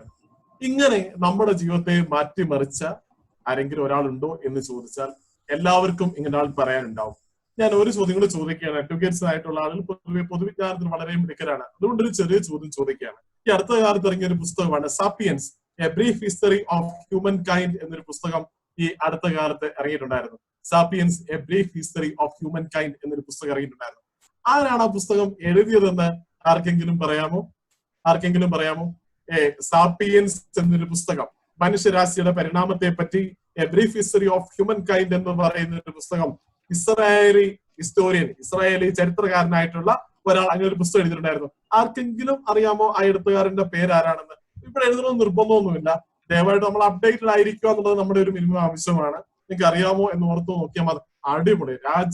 രാജ് കിഷൻ എന്ന് പറയുന്ന ഒരാൾ, യുവാൻ നോഹ, സൂപ്പർ ആൻസർ ആണ്, കൃത്യമായിട്ട് എഴുതിയിട്ടുണ്ട്. യുവാൻ നോഹ ഹരാരി എന്ന് പറയുന്ന എഴുത്തുകാരാണ്. പ്രമോദ് പ്രത്യേകമായിട്ട് ഇനിയുള്ള വേദികളിൽ വെച്ചിട്ട് നമ്മുടെ ഈ എഴുതി അയച്ച ആളെ അഭിനന്ദിക്കാനായിട്ട് മടിക്കരുത്. കാരണം ഇന്ന് ATC ബുക്സിന്റെ ഒക്കെ കടകളിൽ കയറി ചെന്നാൽ വാതിക്കൽ തന്നെ വെച്ചിരിക്കുന്ന ഒരു പുസ്തകമാണ് സാപ്പിയൻസ് എന്ന് പറയുന്ന പുസ്തകം. ആ സാപ്പിയൻസ് എന്ന് പറയുന്ന പുസ്തകത്തിൽ പ്രധാനമായിട്ടും പറയുന്നത് ഇത്രയും മാത്രമേ ഉള്ളൂ: കൂട്ടം കൂടാനുള്ള, ഒത്തുചേരാനുള്ള, ഒരു പൊതു കാര്യം, ഒരു പൊതു ശാസ്ത്രം, ഒരു പൊതു മിത്തിന്റെ മുകളിൽ ഒത്തുചേരാനുള്ള മനുഷ്യന്റെ കഴിവാണ് മറ്റുള്ള ജീവികളുടെ മേൽ മനുഷ്യന് ആധിപത്യം സ്ഥാപിക്കാൻ പരിണാമത്തിന്റെ ഘട്ടത്തിൽ ഇടയാക്കിയതെന്നാണ് ആ പുസ്തകത്തിൽ പറയുന്നത്. ഒരു പൊതുവായിട്ടുള്ള ഒരു ശാസ്ത്രത്തിന്റെ പേരിൽ, ഒരു പൊതുവായിട്ടുള്ള ഒരു കഥയുടെ പേരിൽ, ഒരു പൊതുവായിട്ടുള്ള ഒരു മിത്തിന്റെ പേരിൽ മനുഷ്യന് ഒത്തുകൂടാനുള്ള ഒരു കഴിവുണ്ട്. ആ കഴിവാണ് മറ്റുള്ള ജീവികളുടെ മേൽ, ആനയോ അല്ലെങ്കിൽ അതിനേക്കാൾ വലിയ ജീവികളുടെ മേൽ ആധിപത്യം സ്ഥാപിക്കാൻ മനുഷ്യന് കഴിവുണ്ടാക്കി കൊടുത്തത് എന്ന് പറയാറുണ്ട്. അങ്ങനെയാണെങ്കിൽ എന്റെ ചോദ്യം, നിങ്ങൾക്ക് ആളുകളോട് ഇടപെട്ട് നിൽക്കാനുള്ള കഴിവുണ്ടോ? നിങ്ങൾ ഒരിടത്ത് ഒത്തുകൂടി പോയി കഴിഞ്ഞാൽ നിങ്ങൾക്ക് പരിചയമുള്ളവരോട് പിന്നെയും സംസാരിക്കുകയാണോ, അതോ അപരിചിതരോട് പരിചയപ്പെടാൻ മനസ്സ് കാണിക്കുന്നുണ്ടോ എന്നുള്ളതാണ് ചോദ്യം. 1967 ജനിച്ച ദിലീപ് കുമാർ എന്ന് പറയുന്ന ഒരു പയ്യൻ, തന്റെ ഫാദർ 9ാമത്തെ വയസ്സിൽ മരിച്ചു പോവുകയാണ്. തന്റെ അച്ഛൻ ഒരു സംഗീതജ്ഞനായിരുന്നു. ആ ഉപകരണങ്ങളൊക്കെ വാടകയ്ക്ക് കൊടുത്താണ് ഈ അമ്മ ഈ മക്കളെ പോറ്റുന്നത്. ഈ പയ്യൻ മദ്രാസിലാണ് നടക്കുന്നത്. പല സ്കൂളുകളിൽ ചേർത്തു, പഠനം മുടങ്ങുന്നു, വീട്ടു ചെലവ് നോക്കണം. അങ്ങനെ ആ പയ്യൻ പതുക്കെ സംഗീതമൊക്കെ പഠിച്ചെടുത്തു. ആ പയ്യൻ ഈ പറയുന്ന പരസ്യ ചിത്രങ്ങൾക്ക് സംഗീതം കൊടുക്കുന്ന ഒരാളായിട്ട് മാറി. അങ്ങനെ അദ്ദേഹം കൊടുത്ത ഒരു പരസ്യ ചിത്രം വളരെ ക്ലിക്കായി, അതിനൊരു അവാർഡ് ലഭിച്ചു. അവാർഡുമായി ബന്ധപ്പെട്ട ഒരു ചെറിയ ചടങ്ങ് ആ പരസ്യ ഏജൻസിയുടെ ഉടമ ശാരദ ത്രിലോക് എന്ന് പറയുന്ന ഒരു ലേഡി, ത്രിലോക് എന്ന് പറയുന്ന അവരുടെ ഹസ്ബൻഡും കൂടെ സംഘടിപ്പിച്ചു. അവിടെ വെച്ചിട്ട് തമിഴിലെയും ഇന്ത്യയിലെയും ഏറ്റവും പ്രഗത്ഭനായിട്ടുള്ള സംവിധായകൻ മണിരത്നം, ഇവരുടെ ഒരു ഫാമിലി ഫ്രണ്ട് ആണ്, മണിരത്നം അവിടെ വരാനായിട്ട് ഇടയായി. ഈ പയ്യനെ, ഈ ദിലീപ് കുമാർ എന്ന് പറയുന്ന പയ്യനെ ഈ ശാരദ ത്രിലോകും കൂടെ ചേർന്നിട്ട് മണിരത്നത്തെ പരിചയപ്പെടുത്തിയിട്ട് പറയുകയാണ്, ഈ പയ്യൻ അടിപൊളിയാണ്, സൂപ്പർ ആയിട്ട് ചെയ്യും. അന്ന് ഈ പറയുന്ന യൂട്യൂബില്ല, ഫേസ്ബുക്കില്ല, ഒരു സാധനങ്ങളും ഇല്ല, ഈ പയ്യന്റെ കഴിവൊന്ന് കാണിക്കാൻ ഇവര് പറഞ്ഞു കൊടുക്കുകയാണ്. ഇവൻ ചെയ്ത വർക്കൊക്കെ സൂപ്പറാണ്, സാർ ഒന്ന് കാണണം എന്നൊക്കെ പറയുകയാണ്. മണിരത്നം തന്റെ അടുത്ത സിനിമയെ പറ്റി ചിന്തിച്ചുകൊണ്ടിരുന്ന ഒരു കാലഘട്ടമായിരുന്നു. ചുരുക്കി പറഞ്ഞാൽ ആ പയ്യന് സിനിമയിൽ മണിരത്നം അവസരം കൊടുക്കുകയാണ്. റോജ എന്നാണ് ആ സിനിമയുടെ പേര്. ആ പയ്യന്റെ പേരാണ് AR റഹ്മാൻ എന്ന് പറയുന്നത്. പ്രിയ സുഹൃത്തുക്കളെ, പറയാനുള്ള ഒറ്റ പോയിന്റ് മാത്രമേ ഉള്ളൂ. AR റഹ്മാൻ മടിയനായിട്ട് നാടൻ കൂണിങ്ങായിട്ട് ബേസിക്കലി അങ്ങനെ ക്യാരക്ടറാണ്. അയാൾ വീട്ടിനകത്ത് അടച്ചിരിക്കുമായിരുന്നു എങ്കിൽ ഇന്ന് കാണുന്ന എന്ന് പറയുന്ന ഒരു റഹ്മാൻ ഉണ്ടാവത്തില്ലായിരുന്നു. ഒരു പക്ഷേ ഒരു സാധാ AR റഹ്മാനായിട്ട് അവസാനിക്കുമായിരുന്നു. ഒരു റോജ എന്ന് പറയുന്ന സിനിമ ഇക്കൂടെ ഒരു വലിയൊരു അരങ്ങേറ്റം അദ്ദേഹത്തിന് ലഭിക്കത്തില്ലായിരുന്നു. പ്രിയ സുഹൃത്തുക്കളെ, നമുക്ക് എപ്പോഴൊക്കെ ആളുകളെ പരിചയപ്പെടാൻ അവസരം കിട്ടുമോ, മൾട്ടി ലെവൽ മാർക്കറ്റിംഗ് കമ്പനികളൊക്കെ പ്രയോഗിക്കുന്ന ഒരു തന്ത്രമുണ്ട്. അവരുടെ training next person may change your life. എന്റെ രണ്ടാമത്തെ പോയിന്റ് അവിടെ നോക്കിയാൽ മതി. The next person may change your life. നിങ്ങൾ പരിചയപ്പെടുന്ന, നിങ്ങളുടെ മുമ്പിൽ വരുന്ന ചിലപ്പോൾ വേറൊരു അഡ്വക്കേറ്റ് ആയിരിക്കും, ചിലപ്പോൾ വേറൊരു കോടതി പ്രാക്ടീസ് ചെയ്യുന്ന ഒരാളായിരിക്കും, ചിലപ്പോൾ ഒരു ജഡ്ജി ആകാം, ചിലപ്പോൾ നിങ്ങളുടെ ഫ്രണ്ട് വരുന്ന ഒരു ക്ലയന്റ് ആകാം, ചിലപ്പോൾ ഒരു നിങ്ങളുമായി ബന്ധപ്പെടുന്ന ഒരു ബാങ്കിലെ ഉദ്യോഗസ്ഥനാകാം, നിങ്ങൾ ഇടപെടുന്ന നിങ്ങളുടെ സംഘടനയിലെ ഒരാളാകാം. ആ വരുന്ന മനുഷ്യൻ നിങ്ങളുടെ ജീവിതത്തെ മാറ്റിമറിക്കാൻ കഴിവുണ്ട്. AR റഹ്മാൻ, ദിലീപ് കുമാർ മണിരത്നത്തെ പരിചയപ്പെട്ടതുപോലെ ആ ഫ്രണ്ട്, ഓരോ മനുഷ്യനെ കാണുമ്പോഴും ആലോചിച്ച് നോക്കുക, ഈ ഫ്രണ്ടിൽ വന്നിരിക്കുന്ന ഒരാൾ എന്റെ ജീവിതത്തിൽ വലിയ മാറ്റങ്ങൾ വരുത്താൻ കഴിവുള്ള ഒരു മനുഷ്യനാണ് എന്ന് നമ്മൾ ചിന്തിച്ചാൽ ആ മനുഷ്യനോട് പരിചയപ്പെടാനും ആ മനുഷ്യനോട് ഏറ്റവും ഭംഗിയായിട്ട് സംസാരിക്കാനും നമ്മൾ ശ്രദ്ധിക്കും എന്നുള്ള കാര്യത്തിൽ യാതൊരു സംശയമില്ല. പ്രത്യേകിച്ച് ഒരു പുതിയ വർഷം അല്ലെങ്കിൽ നമ്മുടെ പുതിയ ജീവിതക്രമത്തിലേക്ക് മാറുന്ന സമയത്ത് ഫ്രണ്ട് വന്നിരിക്കുന്ന ഓരോ മനുഷ്യനും നമുക്ക് പ്രധാനപ്പെട്ട ഒരാളാണ്. ആ മനുഷ്യൻ വിചാരിച്ചാൽ ഒരു പക്ഷേ നമ്മുടെ ജീവിതം മാറി വരും. എനിക്കറിയാം, MG കോളേജിൽ പഠിച്ച MG ശ്രീകുമാറും, MG കോളേജിൽ പഠിച്ച മോഹൻലാലും, പ്രിയദർശനും, മേനക സുരേഷ് കുമാറും അവരെല്ലാം കൂടെ ഒരുമിച്ചാണ് ഈ കാലപത്രയും മുന്നോട്ട് പോകുന്നത്. അതുകൊണ്ടാണ് അവർക്ക് എല്ലാവർക്കും അവസരങ്ങൾ ഉണ്ടാവുന്നത്. നമ്മൾ പരിചയപ്പെടുന്ന ഏതൊരു മനുഷ്യനും നെക്സ്റ്റ് പേഴ്സൺ. ഞാൻ ഇന്ന് പറയുന്ന ബാക്കി ഒരു പോയിന്റ് നിങ്ങൾ കേട്ടില്ലെങ്കിൽ എനിക്ക് യാതൊരു വിരോധമില്ല. ഈ ഒരു കാര്യം കൃത്യമായിട്ട് ഓർത്തിരിക്കുക. ഞാൻ ഈ ട്രെയിനിങ് എവിടെയൊക്കെ എടുത്തിട്ടുണ്ടോ അതിനുശേഷം ആളുകൾ എന്നോട് തിരിച്ചു പറഞ്ഞൊരു പോയിന്റ് ഇത് മാത്രമേ ഉള്ളൂ. Next person may change your life. അടുത്ത് വരുന്ന ഒരാൾ, നിങ്ങളെ പരിചയപ്പെടാൻ പോകുന്ന അടുത്തയാൾ നിങ്ങളുടെ ജീവിതം മാറ്റിമറിക്കാൻ കഴിവുണ്ട്. ഒപ്പം നമ്മളോടൊപ്പം നിൽക്കുന്ന, നിങ്ങളൊരു കോടതിയിലാണ് പ്രാക്ടീസ് ചെയ്ത് 100, 150, 200 വക്കീലന്മാരും വക്കീൽ ഗുമസ്തന്മാരും ജഡ്ജിമാരും ഓഫീസിലെ സ്റ്റാഫും ഒക്കെ ഉണ്ടാകും. അവരോടുള്ള നിങ്ങളുടെ നെറ്റ്വർക്ക്, അവരോടുള്ള നിങ്ങളുടെ ബന്ധം ഒരു പക്ഷെങ്കിൽ നിങ്ങളുടെ ജീവിതത്തിൽ വലിയ വലിയ മാറ്റങ്ങൾ കൊണ്ടുവരാം. ഈ നമ്മുടെ നാട്ടിൽ പഠിച്ച, നമ്മുടെ ആലപ്പുഴ മുഹമ്മദ് സ്വദേശിയായിട്ടുള്ള ഷിബുലാൽ എന്ന് പറയുന്ന ഒരാൾ, അയാൾ ഈ പറയുന്ന പഠിച്ചത് നമ്മുടെ എറണാകുളം മഹാരാജാസിൽ പഠിക്കുന്നു. അതിനുശേഷം നിങ്ങളുടെ നാട്ടിൽ കൊല്ലം MSc ഫിസിക്സ് അത് പാസ്സായതിനു ശേഷം അദ്ദേഹം ബോംബെയിൽ ജോലിക്ക് പോവുകയാണ്. കമ്പ്യൂട്ടറൊക്കെ ഇങ്ങനെ പ്രചാരത്തിൽ വരുന്ന ഒരു കാലത്ത് കമ്പ്യൂട്ടർ കാണാതെ കമ്പ്യൂട്ടറിന്റുമായി ബന്ധപ്പെട്ട കോഡിങ്ങും പ്രോഗ്രാമിംഗും ഒക്കെ എഴുതാനായിട്ട് ബെസ്റ്റ് എന്ന് പറയുന്ന ബോംബെയിൽ ബസ് സർവീസ് നടത്തുന്ന കമ്പനി ജോലി കയറുന്നു. അതിനുശേഷം അദ്ദേഹം പട്നി കമ്പ്യൂട്ടേഴ്സിൽ പൂനെയിൽ ജോലി കയറുന്നു. നന്നായിട്ട് പഠിക്കും, നല്ല ഒരു ഭൂജലക്ഷണമുള്ള ഒരു മനുഷ്യൻ, നന്നായിട്ട് ജോലി ചെയ്യും. അദ്ദേഹത്തിന് സീനിയർ ആയിട്ടുള്ള ആളുടെ പേരായിരുന്നു NR നാരായണമൂർത്തി, ഇൻഫോസിസിന്റെ സ്ഥാപകൻ NR നാരായണമൂർത്തി. ആ NR നാരായണമൂർത്തി അന്ന് ഇൻഫോസിസ് ഉണ്ടാക്കിയിട്ടില്ല. ഇയാളും പട്നി കമ്പ്യൂട്ടേഴ്സിലെ ജോലിക്കാരാണ്. നിങ്ങളുടെ നാട്ടിൽ SN കോളേജിൽ MSc ഫിസിക്സ് പഠിച്ച ആളാണ് ഷിബുലാൽ. അങ്ങനെ ഇരിക്കുമ്പോൾ ഷിബുലാൽ റിപ്പോർട്ട് ചെയ്യേണ്ടത് NR നാരായണമൂർത്തിക്കാണ്. അങ്ങനെ റിപ്പോർട്ട് ചെയ്തുകൊണ്ടിരുന്ന സമയത്ത് എന്തോ ഒരു ദിവസം എഴുതി കാണിച്ചപ്പോൾ നാരായണമൂർത്തിക്ക് ഇഷ്ടപ്പെട്ടില്ല. നാരായണമൂർത്തി പറഞ്ഞു, ഇത് താൻ ഫിനിഷ് ചെയ്തിട്ട് ഇനി വീട്ടിൽ പോയാൽ മതി, ഇത് ഫിനിഷ് ചെയ്തതിനു ശേഷം മാത്രം വീട്ടിൽ പോയാൽ മതി എന്ന്. നാരായണമൂർത്തി അങ്ങനെ അങ്ങ് ഇറങ്ങിപ്പോയി. അയാൾ ഇതൊക്കെ മറന്നുപോയി. അദ്ദേഹം അടുത്ത ദിവസം ഓഫീസൊന്നും ശ്രദ്ധിക്കില്ല. അടുത്ത ദിവസം 48 മണിക്കൂർ കഴിഞ്ഞിട്ട് ഓഫീസിലെത്തുന്നു. വൈകി അദ്ദേഹം ഓഫീസിലോട്ട് കയറി വന്നപ്പോ ആ ഒരു വൈകി വരുന്ന സമയത്ത്, വൈകുന്നേര സമയത്ത് ഒരു മനുഷ്യൻ അവിടെ ഇരുന്ന് പണിയെടുക്കുന്നതായിട്ട് കാണാം. എന്താണ് കാരണം എന്ന് അന്വേഷിച്ച് നോക്കിയപ്പോൾ ഇത് ആരാണ്? ഷിബുലാലാണ്.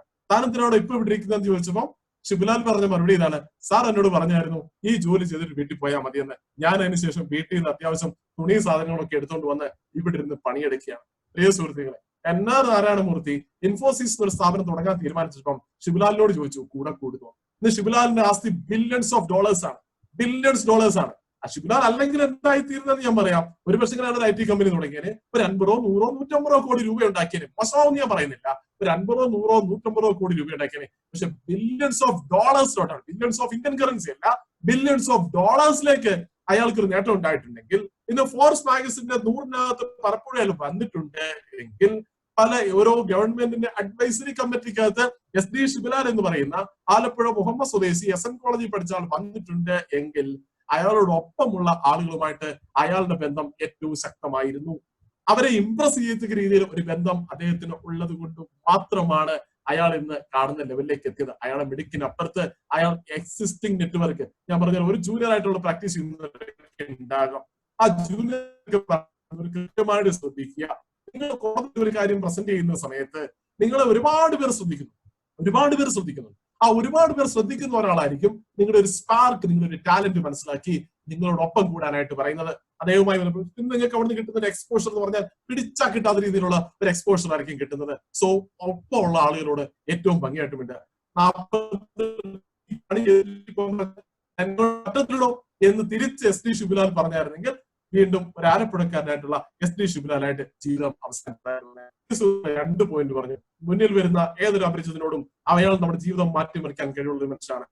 1 മിനിറ്റ് സംസാരിക്കാൻ അവസരമുള്ളൂവെങ്കിലും അത് ഏറ്റവും ഭംഗിയായിട്ട് ചെയ്യുക. രണ്ടാമത് ഞാൻ പറഞ്ഞ പോയിന്റ്, ഒപ്പം ഉള്ളവരോടും ഏറ്റവും ഭംഗിയായിട്ട് വരിക. ചിലപ്പോൾ ഭാഗ്യം വരുന്ന വഴി ആ വഴി ആയിരിക്കും എന്ന് കൃത്യമായിട്ട് പറയും. പക്ഷെ ചില മനുഷ്യന്മാർക്ക് ആളുകളുടെ ഇടയിലോട് ചെന്ന് പരിചയപ്പെടാൻ ഒരു മടി ഉണ്ടാക്കാം. ആ മടിക്ക് കാരണം ഞാൻ ഒത്തിരി ജൂനിയറാണ്, അല്ലെങ്കിൽ എനിക്ക് അത്ര അറിവില്ല, എന്നെ കാണാൻ കൊള്ളില്ല, എനിക്ക് പൊക്കമില്ല, എനിക്ക് ഉയരമില്ല, എനിക്ക് സൗന്ദര്യമില്ല എന്നീ അപകർഷതാബോധങ്ങൾ അഥവാ ഇൻഫീരിയോറിറ്റി കോംപ്ലക്സ്. ചിലർക്കാണെങ്കിൽ ഞാൻ ഒത്തിരി വലുതായി പോയി, ഈ ആളുകളോട് ഇനി എങ്ങനെയാണ് ഞാൻ മിണ്ടുന്നത് എന്നുള്ള സുപ്പീരിയോറിറ്റി കോംപ്ലക്സ്. ഇത് രണ്ടും ശരിയല്ല. ലോകത്തിലെ ഏറ്റവും മഹാന്മാരായിട്ടുള്ള 5 പേരുടെ പേര് ചോദിച്ചാൽ അതിലൊന്ന് ഗാന്ധിജിയാണ്, അതിലൊന്ന് നെൽസൺ മണ്ടേലയാണ്, അതിലൊന്ന് മാർട്ടിൻ ലൂതർ കിങ് ആണ്, അതിലൊന്ന് മദർ തെരേസയാണ്, അതിലൊന്ന് അബ്രഹാം ലിങ്കനാണ്. ലോകത്തിലെ ഏറ്റവും മഹാന്മാരെ ബിസിനസ്സുകാരുടെ പേരൊക്കെ ചോദിച്ചാൽ, ഈ തലമുറയിലെ ബിസിനസ്സുകാരുടെ പേര് ചോദിച്ചാൽ അത് ജാക്മയാണ്, അത് യൂസഫ് അലിയാണ്, അത് ബിൽ ഗേറ്റ്സ് ആണ്. ഇവരിൽ ആർക്കാണ് നിങ്ങളെക്കാൾ സൗന്ദര്യമുള്ളത്? ഇതിൽ ആർക്കാണ് ടവറിംഗ് പേഴ്സണാലിറ്റി ഉള്ളത്? ഇതിൽ ആർക്കാണ് യുവ കോമണൻ അല്ലെങ്കിൽ ഒരു സിനിമ നടന്ന ലുക്കുള്ളത്? ഇതിനകത്ത് ആർക്കാണുള്ളത്? ഇതിനകത്ത് ആർക്കുമില്ല. ഇതൊക്കെ സാധാരണക്കാരായിട്ടുള്ള മനുഷ്യന്മാരാണ്. പക്ഷെ സാധാരണക്കാരായ മനുഷ്യന്മാർ അസാമാന്യമായ നേട്ടങ്ങൾ ഉണ്ടാക്കിയിട്ടുണ്ടെങ്കിൽ അത് മനുഷ്യന്മാരുമായിട്ട് ഇടപെടാനുള്ള മടി കൂടാതെ ഇടപെടാനുള്ള ഒരു കഴിവാണ്. പക്ഷെ നിരാശ എന്ന് പറയട്ടെ, ഈ നെറ്റ്വർക്ക് എന്നുള്ള സാധനം നെഗറ്റീവ് കാര്യങ്ങൾക്ക് ആളുകൾ കൃത്യമായിട്ട് ഉപയോഗിക്കാറുണ്ട്. ഇപ്പൊ ഈ ലോക്ക്ഡൌൺ കാലത്ത് മദ്യം കിട്ടാനില്ല, പക്ഷെ എനിക്കറിയാവുന്ന എത്രയോ പേർക്ക് കൃത്യമായിട്ട് മദ്യം കിട്ടാറുണ്ട്. കാരണം അവരുടെ നെറ്റ്വർക്ക് വളരെ സ്ട്രോങ് ആണ്. കഞ്ചാവ് വിൽക്കുന്ന ആളുകൾ ഒറ്റ പരിപാടിയേ ഉള്ളൂ, നെറ്റ്വർക്ക്. അതോടൊപ്പം തന്നെ കുഴൽപ്പണം ചെയ്യുന്ന ആൾ, അവർക്ക് ഒറ്റ കാര്യം, ആളുകളുമായിട്ടുള്ള അവരുടെ ബന്ധം. ഈ ഒറ്റ ബന്ധത്തിലാണ് അവർ ഈ ബിസിനസ് മൊത്തം ഉണ്ടാക്കിയെടുക്കുന്നത്. ഈ സുഹൃത്തുക്കളെ, ആളുകളെ പരിചയപ്പെടാൻ കിട്ടുന്ന ഒരവസരം പോലും കളയരുത്. 40% അഡ്വാൻറ്റേജ് എന്ന് പറഞ്ഞാൽ പഴയ ആക്സിസ് ബാങ്കിന്റെ ഒരു പരസ്യമാണ്. ഞാൻ 3-ാമത്തെ പോയിന്റാണ് 40% അഡ്വാൻറ്റേജ്. ഒരു മനുഷ്യനെ പരിചയപ്പെടുന്നത് എങ്ങനെ പരിചയപ്പെടണം എന്നാണ് ഞാൻ പറയുന്നത്. അതിനകത്ത് 1-2 ടിപ്സ് ഞാൻ പറയാം. ഒരാളുടെ പ്രസംഗമാണ് നിങ്ങൾ കേൾക്കുന്നത്, നിങ്ങൾ സീനിയർ അല്ലെങ്കിൽ ഒരു ജഡ്ജിയുടെ പ്രസംഗമാണ് നിങ്ങൾ കേൾക്കുന്നതെങ്കിൽ എന്ന് പറയുന്നതിന് പകരം ആ പ്രസംഗത്തിൽ അദ്ദേഹം പരാമർശിച്ച ഏതെങ്കിലും ഒരു കാര്യം എടുത്തു പറയുക. സാർ ആ മലാലയെ പറ്റി പറഞ്ഞ ആ കഥ എനിക്ക് അങ്ങ് ഇഷ്ടപ്പെട്ടു സാർ, അത് അടിപൊളിയാണ് സാർ. അല്ലെങ്കിൽ പറഞ്ഞല്ലോ നമ്മുടെ ആ ഒരു സാർ 1983 സംഭവം സാർ പറഞ്ഞല്ലോ, അത് അടിപൊളി. അങ്ങനെ അദ്ദേഹം എടുത്തു പറഞ്ഞ എന്തെങ്കിലും ഒരു കഥയോ അദ്ദേഹം പറഞ്ഞ ഏതെങ്കിലും ഒരു പോയിന്റോ പറഞ്ഞിട്ട് ആ ആളെ അപ്രീഷിയേറ്റ് ചെയ്താൽ ആ ആൾ നിങ്ങളുടെ അടിമയാകും. നെക്സ്റ്റ് അയാൾ പ്രസംഗിക്കുമ്പോൾ ആദ്യമേ നോക്കുന്നത് നിങ്ങളുടെ മുഖത്തോട്ടായിരിക്കും, നിങ്ങളുടെ അഭിപ്രായം എന്തെന്നായിരിക്കും. അത് എത്ര വലിയ ആളാണെങ്കിലും, അത് മനുഷ്യന്റെ സൈക്കോളജിയാണ്. ഇതൊരു ATM ബന്ധപ്പെട്ട ഒരു വാക്കാണ് 40% അഡ്വാൻറ്റേജ്. പണ്ട് ആക്സിസ് ബാങ്കിന്റെ ATM-നകത്ത് വന്നൊരു പരസ്യമാണ്, ഞങ്ങളുടെ ATM മറ്റുള്ള ATM-കളേക്കാൾ 40% വേഗതയിൽ പൈസ കിട്ടും. അവർ ചെയ്ത് ഇത്രയേ ഉള്ളൂ, എത്ര പൈസ വേണമെന്ന് ചോദിക്കത്തില്ല. ഫേവറേറ്റ് എന്നൊരു ഓപ്ഷൻ വെച്ചു. നിങ്ങൾ സ്ഥിരമായിട്ട് വിഡ്രോ ചെയ്യുന്ന 5000 ആണെങ്കിൽ 5000 ആ ഫേവറേറ്റ് ഓപ്ഷൻ ഞെക്കിയാൽ 5000 വരും. പിൻ നമ്പർ മാത്രം കൊടുത്താൽ മതി. ലാംഗ്വേജ് സെലക്ട് ചെയ്യേണ്ട, റെസിപ്റ്റ് വേണോ വേണ്ടായോ എന്ന് സെലക്ട് ചെയ്യേണ്ട. അതിനകത്ത് ഈ കാര്യങ്ങളെല്ലാം സ്റ്റോർഡ് ആണ്. പ്രിയ സുഹൃത്തുക്കളെ, അടുത്തവട്ടം നിങ്ങൾ ഒരാളെ പരിചയപ്പെടുമ്പോൾ ചില കാര്യങ്ങളിലൂടെ നിങ്ങൾ സ്റ്റോർ ചെയ്ത് വെക്കുക. ആ ATM ഓർത്ത് വെച്ചതുപോലെ അദ്ദേഹത്തിന്റെ മകൾ അല്ലെങ്കിൽ മകൻ എത്രാം ക്ലാസ്സിൽ പഠിക്കുന്നു, വീട് പണി നടക്കുവാണോ, എന്തെങ്കിലും വീട്ടിൽ ആർക്കെങ്കിലും അസുഖമുള്ളവരുണ്ടോ, ഇതൊക്കെ അടുത്തവണ കാണുമ്പോൾ നമ്മൾ ചോദിക്കുക, സാർ അച്ഛന് സുഖമില്ല എന്ന് പറഞ്ഞു, എങ്ങനെയുണ്ട് സാർ? മോൾ +2 പറഞ്ഞു കേട്ടു, ഇപ്പൊ എന്തിനു ചേർത്തു? അല്ലെങ്കിൽ മോൾ ലോക്ക് പഠിക്കുക, സാർ ഇപ്പൊ എങ്ങനെയുണ്ട്, പരീക്ഷ കഴിഞ്ഞിട്ട് എങ്ങനെയുണ്ട്? ഇങ്ങനെ ഒരു എക്സ്ട്രാ ലോഗിൻ ചോദിച്ചാൽ ആ മനുഷ്യൻ, അത് എത്ര മഹാനായ മനുഷ്യനാണെങ്കിലും എത്ര വലിയ മനുഷ്യനാണെങ്കിലും ആ മനുഷ്യൻ നമ്മളെ കൃത്യമായിട്ട് ഓർത്തിരിക്കും എന്നുള്ള കാര്യത്തിൽ യാതൊരുവിധ സംശയമില്ല. So my first point is, നമ്മൾ ഇടപെടുന്ന ആളുകൾ നമ്മുടെ ജീവിതത്തിൽ വലിയൊരു ഭാഗ്യം കൊണ്ടുവരാൻ സാധിക്കും. അത് എങ്ങനെ നമ്മൾ ഇടപെടണം എന്ന് ഞാൻ കൃത്യമായിട്ട് പറഞ്ഞു. എക്സിസ്റ്റിംഗ് നെറ്റ്വർക്ക് കൃത്യമാക്കി വെക്കുക. അടുത്ത് വരുന്ന മനുഷ്യൻ നിങ്ങളുടെ ജീവിതത്തെ മാറ്റിമറിക്കാൻ കഴിവുണ്ടെന്ന് വിചാരിക്കുക. ഒപ്പം അവരെ പറ്റിയുള്ള കൊച്ചു കൊച്ചു കാര്യങ്ങൾ ഓർത്തിരിക്കുക. രണ്ടാമതായിട്ട് ഞാൻ പറഞ്ഞത്, അടുത്ത ഞാൻ നിങ്ങളോട് പറയാൻ ഉദ്ദേശിക്കുന്ന എന്റെ രണ്ടാമത്തെ പോയിന്റ്, അൺലേൺ. പഠിക്കണം എന്നല്ല പറയുന്നത്, അത് ഓൾറെഡി നിങ്ങൾക്ക് അറിയാവുന്ന കാര്യമാണ്, ഞാൻ പറയുന്നില്ല. രണ്ടും എല്ലാ ദിവസവും അപ്ഡേറ്റഡ് ആയിരിക്കണം. നമ്മൾ അപ്ഡേറ്റഡ് എന്ന് പോലും അല്ല പറയുന്നത്, അപ് ടു ടുമോറോ എന്ന് പറയാറുണ്ട്. അപ്ഡേറ്റഡ് എന്ന് പറഞ്ഞാൽ ഇന്നതിനനുസരിച്ച് നമ്മൾ കറക്റ്റ് ആയിട്ട് പറഞ്ഞാൽ it's not updated, it is up to tomorrow. നാളേക്ക് വേണ്ടി കരുതണം എന്നാണ് നമ്മൾ പറയാറുള്ളത്. പക്ഷെ ഇവിടെ ഞാൻ പറയുന്നത് അൺലേൺ. നിങ്ങൾക്ക് അറിയാവുന്ന കുറെ കാര്യങ്ങൾ കാത്തു വെക്കുക. ഞാനത് നിങ്ങളോട് പറയാൻ ആളല്ല, ഞാൻ പൊതുവായിട്ട് പറയുന്ന കാര്യമാണ്. നിങ്ങളോടല്ല, നിങ്ങളോട് പേഴ്സണലി അല്ല പറയുന്നത്. Lucky people unlearn all attitudes and approaches. Lucky people unlearn all attitudes and approaches. എന്നെ കേൾക്കുന്ന 50 വയസ്സിന് മേലുള്ള ആളുകൾ എന്നെ കേൾക്കുന്നുണ്ട്. നിങ്ങൾ ഒരു 30 വയസ്സിന് മുമ്പ്, 30 വർഷങ്ങൾക്ക് മുമ്പ് ഇവിടെ ഏതെങ്കിലും ഒരു ബാങ്കിലോട്ട് കയറി ചെല്ലുമ്പോൾ നിങ്ങൾക്ക് കിട്ടുന്ന ആ ഒരു സ്വീകരണമല്ല ഇന്ന് കിട്ടുന്നത്. അന്ന് നിങ്ങൾ അവിടെ കയറി ചെല്ലുമ്പോൾ അവിടെ ഇരിക്കുന്ന ഒരാൾ പോലും നിങ്ങളെ മൈൻഡ് ചെയ്യില്ല. ഇന്ന് പക്ഷെ നിങ്ങൾ പൈസ ഉള്ള ഒരു മനുഷ്യനാണെങ്കിൽ നിങ്ങൾ കയറി ചെല്ലുമ്പോൾ മാനേജർ വരെ ഇറങ്ങി വന്ന് നിങ്ങൾക്ക് കയ്യിൽ ചായ കൊണ്ടുതരും. നിങ്ങളെ തിരിച്ച് നിങ്ങളുടെ കാറിൽ കയറ്റി അയാൾ വിടും. ആ ബാങ്ക് അവരുടെ പഴയ രീതികൾ അൺലേൺ ചെയ്യാൻ തയ്യാറായപ്പോഴാണ് അതുണ്ടായത്. ഒരു പുതുതലമുറ ബാങ്കിലോട്ട് കയറി ചെന്നാൽ നിങ്ങൾക്ക് വേണമെങ്കിൽ അവർ ബിരിയാണി വരെ വാങ്ങിച്ചു തരും. കാരണം അവരുടെ പഴഞ്ചൻ രീതികൾ മാറ്റാൻ അവർ തയ്യാറായി. അങ്ങനെ തയ്യാറായപ്പോൾ അവരുടെ ബിസിനസ് 10 മടങ്ങ് വർദ്ധിച്ചു. നിങ്ങൾ തിരിച്ച് ഈ ജോലിയിലേക്ക്, നിങ്ങളുടെ പ്രൊഫഷനിലേക്ക് നിങ്ങൾ തിരിച്ചു വരുന്ന സമയത്ത് നിങ്ങൾ നിങ്ങളെ പറ്റിയല്ല എഴുതിയേക്കുന്നത്. അങ്ങനെ ആർക്കെങ്കിലും ഒരു 20 കൂട്ടം ഐറ്റങ്ങളുണ്ട്. ശരിക്കും പറഞ്ഞാൽ what got you here will not get you there എന്നൊരു പുസ്തകമുണ്ട്. മാർഷൽ ഗോൾഡ് സ്മിത്ത് എന്ന് പറയുന്ന ആൾ എഴുതിയ വളരെ പ്രശസ്തമായിട്ടുള്ള ഒരു പുസ്തകമാണ്. What got you here will not get you there എന്നൊരു പുസ്തകമുണ്ട്. ആ പുസ്തകത്തിൽ അയാൾ 21 കൂട്ടം കാര്യങ്ങൾ പറയുന്നുണ്ട്. നമ്മൾ ഗുഡിൽ നിന്ന്, now you are a good advocate, now you are a good lawyer, now you are a good entrepreneur, now you are a good parent. അവിടുന്ന് ഗുഡിൽ നിന്ന് ഗ്രേറ്റിലേക്ക് എത്താൻ നിങ്ങൾ നിങ്ങളുടെ കയ്യിലിരിക്കുന്ന കുറെ പരിപാടികൾ ഉപേക്ഷിക്കണമെന്ന് ഞാനല്ല പറയുന്നത്. മാർഷൽ ഗോൾഡ് സ്മിത്ത് എന്ന് പറയുന്ന ലോക പ്രശസ്തനായിട്ടുള്ള ഒരു എഴുത്തുകാരനും ചിന്തകരും ഒരു അഡ്വൈസറുമായിട്ടുള്ള ഒരാൾ, അയാളുടെ what get you here will not get you, അതായത് നിങ്ങളെ ഇവിടെ വരെ കൊണ്ടുവന്ന കാര്യങ്ങൾ, നിങ്ങളെ ഇതുവരെയുള്ള വിജയത്തിന് കാരണമാവുന്ന കാര്യങ്ങൾ ഇനി നിങ്ങളെ വിജയത്തിലേക്ക് നയിക്കണം എന്നില്ല എന്നാണ് ആ പുസ്തകം പറയുന്നത്. മാർഷൽ ഗോൾഡ് സ്മിത്ത് എഴുതിയ ആ പുസ്തകത്തിൽ മാർഷൽ ഗോൾഡ് സ്മിത്ത് പറയുന്ന നിങ്ങൾ ഒഴിവാക്കേണ്ട 20 കൂട്ടം സ്വഭാവങ്ങളുണ്ട്. അതിൽ ഒന്നാമത്തേത് being too addicted to winning. എല്ലായിടത്തും വിജയിക്കണം എന്ന് നമുക്ക് അതിയായ ആഗ്രഹമുണ്ട്. വെള്ളിമൂങ്ങ സിനിമയ്ക്കകത്ത് മാമച്ചനെ പറ്റി പറയാറുണ്ട്, കല്യാണ വീട്ടിൽ ചെന്നാൽ ചെറുക്കനാകണം, മരണ വീട്ടിൽ ചെന്നാൽ ഡെഡ് ബോഡി ആകണം. മാമച്ചന്റെ സ്വഭാവമാണ് പറയുന്നത്. നമുക്ക് ഈ സ്വഭാവം ഉണ്ടോ എന്ന് ആലോചിച്ച് നോക്കണം. പി.ടി. ഉഷയെ പറ്റി വളരെ രസകരമായ ഒരു കഥയാണ്, നമ്മൾ കൈനിട്ട് പറയുന്ന ഒരു കഥയാണ്. അതിങ്ങനെയാണ്, പി.ടി. ഉഷയുടെ വീട്ടിൽ കള്ളൻ കയറി. കള്ളൻ ഒരു മാല എടുത്തു. പി.ടി. ഉഷ കണ്ടു, കള്ളൻ ഓടി. പി.ടി. ഉഷ പുറകെ ഓടി. രണ്ടുപേരും ഓട്ടം. അങ്ങനെ പി.ടി. ഉഷ കള്ളന്റെ പുറകെ ഇങ്ങനെ ഓടുകയാണ്. കുറച്ചു നേരം കഴിഞ്ഞ ആളുകൾ നോക്കുമ്പോൾ പി.ടി. ഉഷ കള്ളന്റെ ഫ്രണ്ടിൽ കയറി ഓടി. കള്ളൻ പതുക്കെ അവിടെ നിന്ന്. കാര്യം എന്തുവാ? പി.ടി. ഉഷ ജീവിതത്തിൽ ഓടിയിട്ടുള്ളത് വിജയിക്കാൻ വേണ്ടി മാത്രമാണ്. മാല പറിക്കാൻ വേണ്ടി, മാലപ്പെട്ട കള്ളനെ പിടിക്കാൻ വേണ്ടി പി.ടി. ഉഷ ജീവിതത്തിൽ ഇതുവരെ ഓടിയിട്ടില്ല. നോക്കിയപ്പോൾ പി.ടി. ഉഷ മുന്നിൽ കയറി ഓടുകയാണ്. പ്രിയ സുഹൃത്തുക്കളെ, പറയാനുള്ളത് ഇത്ര മാത്രമേ ഉള്ളൂ. മുന്നിൽ കയറി നമ്മൾ എല്ലാ സമയത്തും വിജയിക്കണം എന്ന് നിർബന്ധം പിടിക്കരുത്. നിസ്സാര ഒരു കാര്യം പറയാം. നിങ്ങൾ 5 സുഹൃത്തുക്കൾക്ക് ചേർന്നിട്ട് ഒരു റെസ്റ്റോറന്റിൽ ഫുഡ് കഴിക്കാൻ പോകണം തീരുമാനം എടുത്തു. നിങ്ങൾ ചോദിക്കുകയാണ് ഏത് കടയിൽ പോകണം. ഒരാൾ പറയുന്നു എ എന്ന് പറയുന്ന ഹോട്ടലിൽ പോകണം, വേറൊരാൾ പറയുന്നു ബിയിൽ പോകണം, വേറൊരാൾ പറയുന്നു സിയിൽ പോകണം. അവസാനം നിങ്ങൾ മനസ്സില്ലാ മനസ്സോടെ ഒരുത്തൻ പറഞ്ഞ എ എന്ന് പറയുന്ന ഹോട്ടലിലേക്ക് പോകുന്നു. ബിയും സിയും പറഞ്ഞത് നിങ്ങൾ കേൾക്കുന്നില്ല എന്നാണ് വിചാരിക്കുക. ആ ഹോട്ടലിൽ ചെന്നു, അവിടുത്തെ സർവീസ് മോശമാണ്, ഫുഡ് മോശമാണെങ്കിൽ നിങ്ങൾ എന്തായിരിക്കും മറ്റുള്ള ഈ ഹോട്ടൽ സജസ്റ്റ് ചെയ്യുന്നവനോട് നിങ്ങൾ എന്തായിരിക്കും പറയുന്നത്? ഞാൻ അന്നേരമേ പറഞ്ഞില്ല ഇവിടെ വരണ്ട. എനിക്ക് അന്നേരമേ അറിയാമായിരുന്നു ഇവിടെ ശരിയല്ലെന്ന്. കാരണം നമ്മൾ അവിടെ ഇൻഡയറക്ട്ലി പറയാണ്, ഞാൻ പറയുന്നത് എപ്പോഴും ശരിയാണ്, ഞാൻ പറയുന്നത് മാത്രമേ എപ്പോഴും ശരിയാണെന്ന്.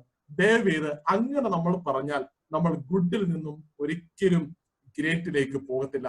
മറ്റുള്ളവർ, നമ്മളൊരു കാര്യം മനസ്സിലാക്കുന്നില്ല, ആ ഹോട്ടലിൽ ഇരിക്കുമ്പോൾ നമ്മളോടാണ് ഫുഡ് കഴിക്കുന്നത്, നമ്മളോട് ആ ഫുഡ് കഴിക്കുന്നതിന്റെ ഭാഗമാണെന്നുള്ള കാര്യം മറന്നിട്ടാണ് നമ്മൾ കുറ്റപ്പെടുത്തുകയാണെങ്കിൽ ആ സുഹൃത്തുക്കൾ പിന്നീട് നമ്മളെ അധികം അടുപ്പിക്കത്തില്ല എന്നുള്ളത് സത്യസന്ധമായ കാര്യമാണ്. മേക്കിംഗ് ഡിസ്ട്രക്റ്റീവ് കമന്റ്സ്, നമുക്കുള്ള നിങ്ങൾക്ക് ഞാൻ പറയില്ല, എനിക്കൊക്കെയുള്ള വളരെ മോശം സ്വഭാവങ്ങളിൽ ഒരെണ്ണമാണ് നമ്മൾ പാസീവായിട്ടൊരു കമന്റ് പറയും. വെറുതെ പോകുമ്പോ അവൻ മണ്ടനാണ്, അവൻ കൊള്ളില്ല, അവന്റെ കളറിനെ പറ്റി നമ്മൾ പറയും, അവന്റെ ഹൈറ്റിനെ പറ്റിയൊക്കെ നമ്മളൊരു പാസീവ് കമന്റ് പറയുമ്പോൾ നമ്മളെ സംബന്ധിച്ച് അതൊരു ജോക്ക് ആയിരിക്കാം, നമ്മളെ സംബന്ധിച്ച് നമ്മൾ മനസ്സിൽ വെച്ചുകൊണ്ടൊന്നും ആയിരിക്കത്തില്ല പറഞ്ഞത്.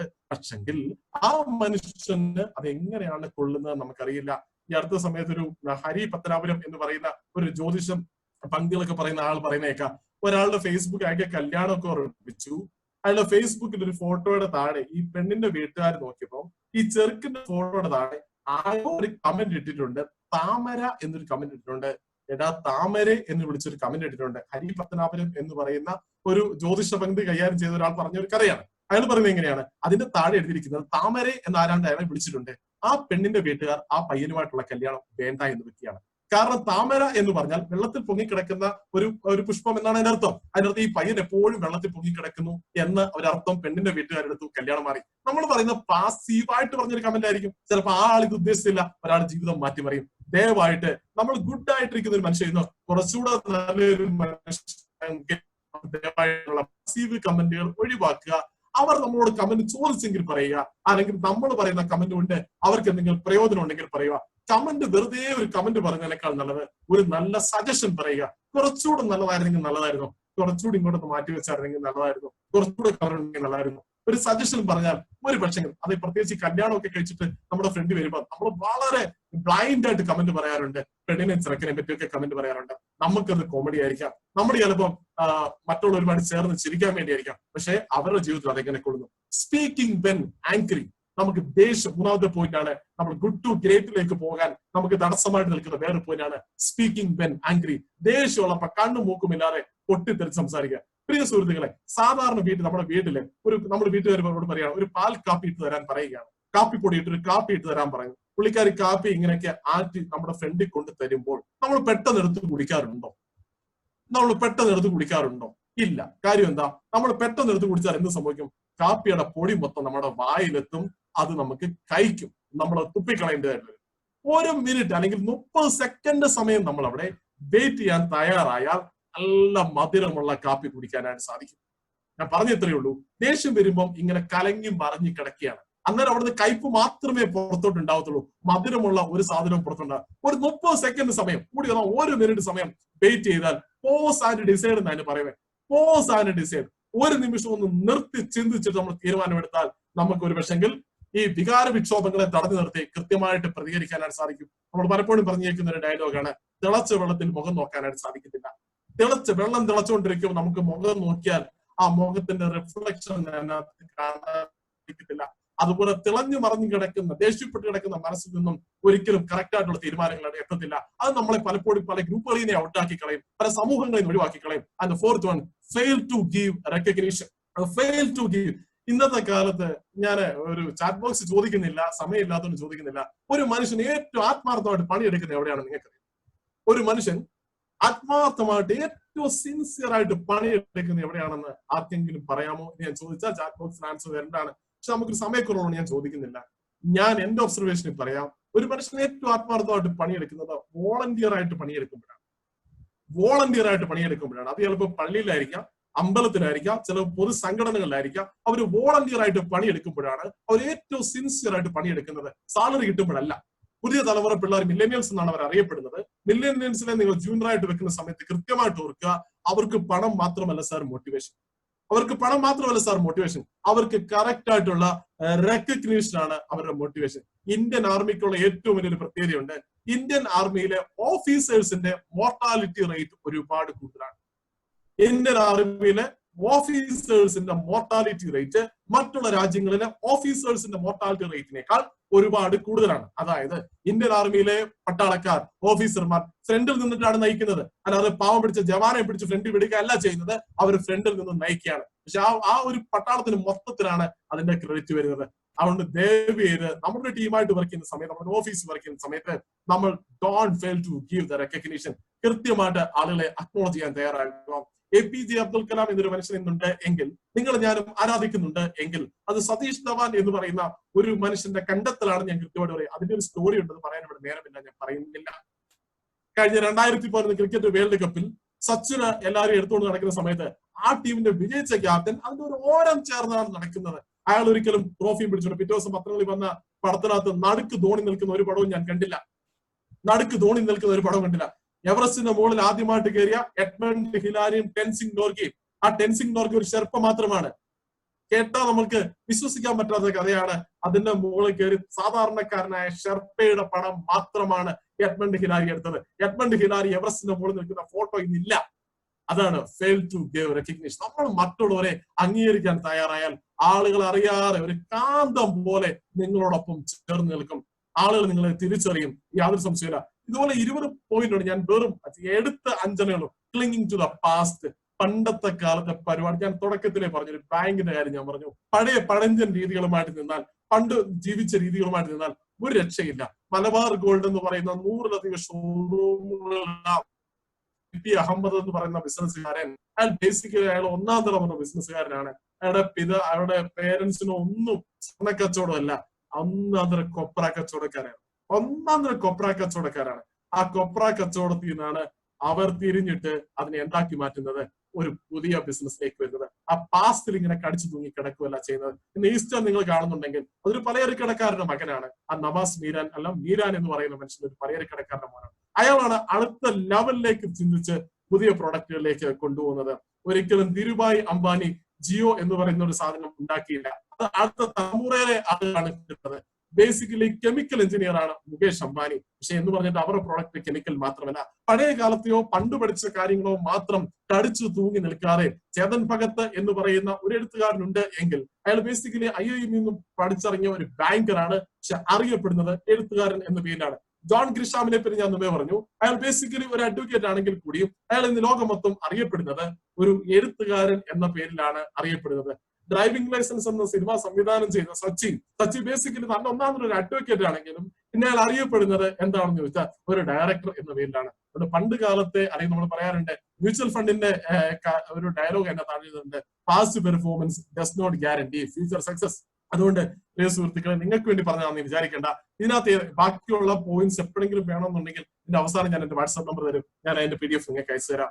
ഈ നമുക്ക് എപ്പോഴും വിജയിക്കണം എന്നുള്ള ആഗ്രഹം, മറ്റുള്ളവരുടെ മണ്ടയ്ക്ക് അനാവശ്യമായ കമന്റുകൾ, ദേഷ്യപ്പെടുമ്പോൾ പൊട്ടിത്തെറിച്ച് സംസാരിക്കുക, മറ്റുള്ളവർക്ക് അംഗീകാരം കൊടുക്കാനുള്ള നമ്മുടെ മടി, പണ്ട് കാലത്തെ ആ പ്രതാപത്തിൽ തൂങ്ങിക്കിടന്നാൽ ഒരു പക്ഷെങ്കിൽ മുന്നോട്ടുള്ള യാത്ര ആ സാധാ രീതിയിൽ തന്നെ പോവും. അടുത്ത ലെവലിലേക്ക് ഭാഗ്യം കൊണ്ടുവരണം എന്ന് നിർബന്ധമില്ല. നെക്സ്റ്റ് പോയിന്റ്, പരീക്ഷണങ്ങൾ, എക്സ്പെരിമെന്റ്സ്. ഭാഗ്യം കൊണ്ടിരുന്ന lucky people willing to try new things. ഞാൻ ഒന്നാമത് പറഞ്ഞ പോയിന്റ് ിനെ പറ്റിയായിരുന്നു. നിങ്ങളുടെ ഫ്രണ്ടിൽ വരുന്ന അടുത്ത മനുഷ്യൻ നിങ്ങളുടെ ജീവിതം മാറ്റിമറിക്കും. രണ്ടാമത് ഞാൻ പറഞ്ഞത് എങ്ങനെ ആളുകളോട് ഇടപെടണം, അൺലേൺ, എന്തൊക്കെ നിലവിലുള്ള സ്വഭാവത്തിൽ മാറ്റിമറിക്കണം. മൂന്നാമത് ഞാൻ പറയുന്നു പരീക്ഷണങ്ങൾ. എമിറേറ്റ്സ് എയർവേസിന്റെ മനോഹരമായ ഒരു പരസ്യമുണ്ട്. ഒരു പ്രായമുള്ള സ്ത്രീ എയർവേസിൽ യാത്ര ചെയ്യുകയാണ്. അവസാനം ഒരു ഡയലോഗ് എഴുതി കാണിക്കുന്നത് എങ്ങനെയാണ്, when was the last time you did something for the first time? When was the last time you did something for the first time? എന്നാണ് സ്ലൈഡിൽ ഒന്നാമത്തെ പോയിന്റ്. ജോൺ സി മാക്സ്വെൽ എന്ന് പറയുന്ന ലോക പ്രശസ്തനായിട്ടുള്ള ഒരു ചിന്തകന്റെ ഒരു വാക്കാണിത്. അതായത് നിങ്ങളോട് ഞാൻ ചോദിക്കുകയാണ്, ലോക്ക്ഡൌൺ കാലത്ത് വീട്ടിലിരുന്നിട്ട് നിങ്ങൾ എന്ത് പുതുമയുള്ള കാര്യങ്ങൾ ചെയ്തിട്ടുണ്ട് എന്ന് ഞാൻ ചോദിക്കുകയാണ്. ചാറ്റ് ബോക്സ് വേണോ നിർബന്ധമുണ്ട്? ഇല്ല.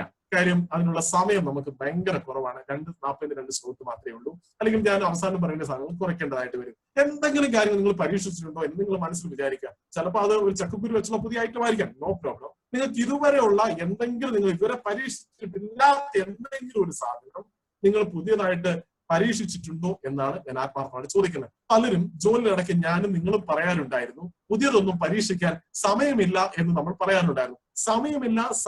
ഒരു പാട്ട് പഠിക്കാൻ സമയമില്ല, ഒരു പുസ്തകം വായിക്കാൻ സമയമില്ല, ഒരു പുസ്തകം എഴുതാൻ സമയമില്ല, പുതിയ ജേർണൽസ് വായിക്കാൻ സമയമില്ല എന്നൊക്കെ നമ്മൾ പറയുമായിരുന്നു. 1.5 മാസം സമയം കിട്ടിയപ്പോൾ നമ്മൾ അതൊക്കെ ചെയ്തോ എന്ന് ചോദിച്ചാൽ അത് ചെയ്തില്ല എന്നാണ് ഉത്തരമെങ്കിൽ നിങ്ങൾക്കില്ലാത്തത് സമയമല്ല,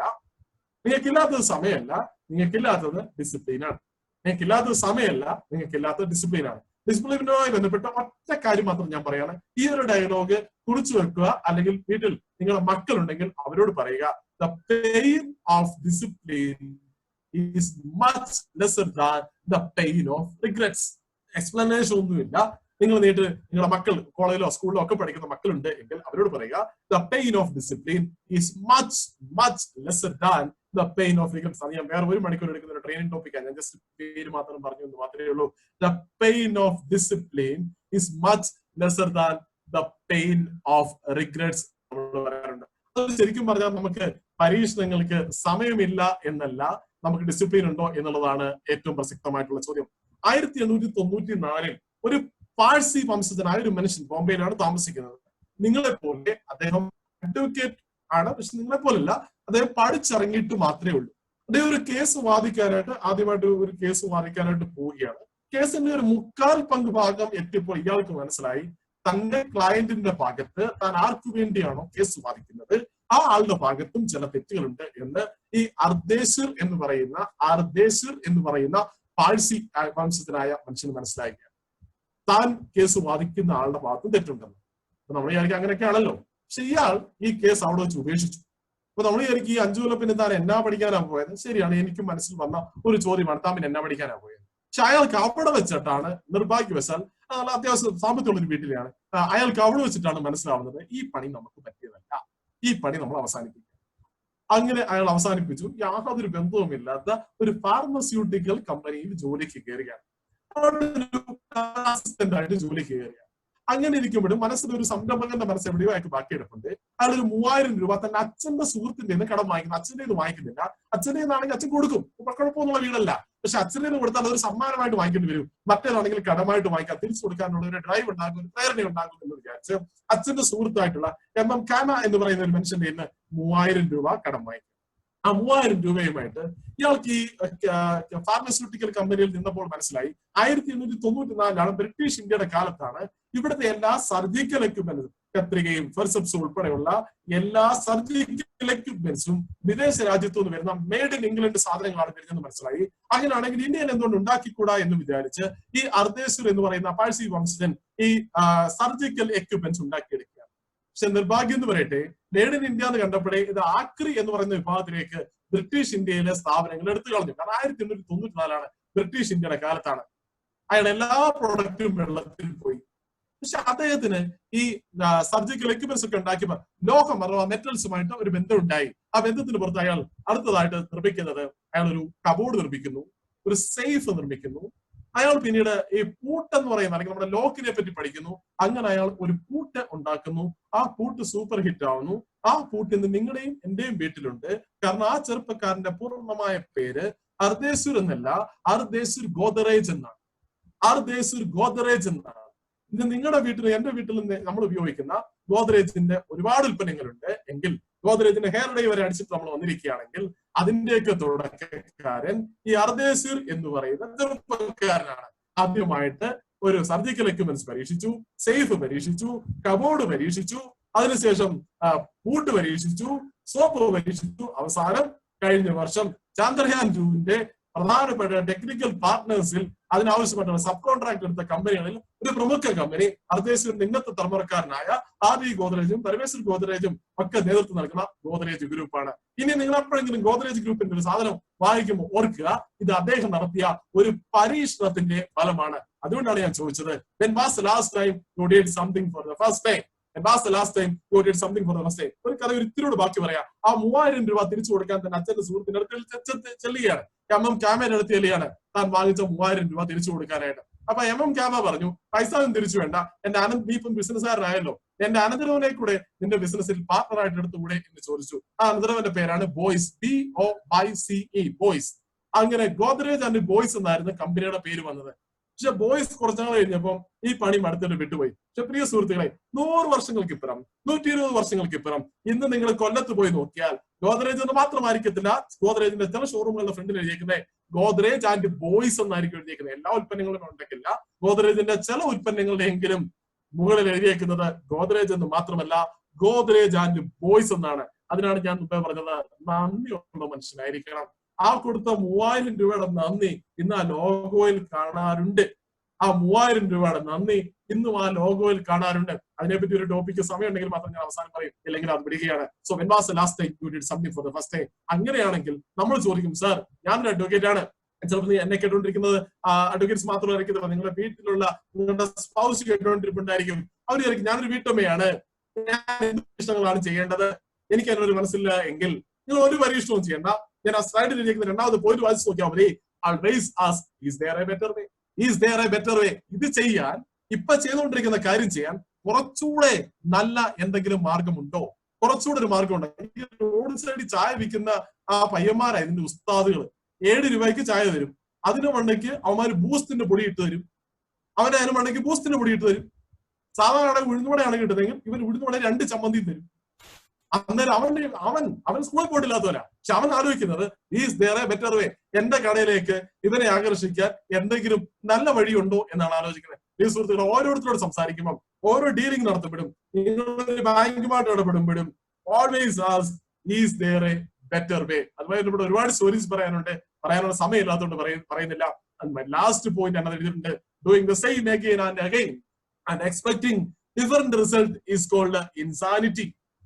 ചെയ്യുന്നത് തന്നെ പിന്നെയും ചെയ്യുകയും അതിൽ പിന്നീട് ഉയർച്ച ഉണ്ടാവുകയും ചെയ്യണം എന്ന് പറയുകയാണെങ്കിൽ അതിന് പറയുന്ന പേരാണ് ഇൻസാനിറ്റി അഥവാ വട്ട് അഥവാ ഭ്രാന്ത് എന്ന് നമ്മൾ പറയാറുണ്ട്.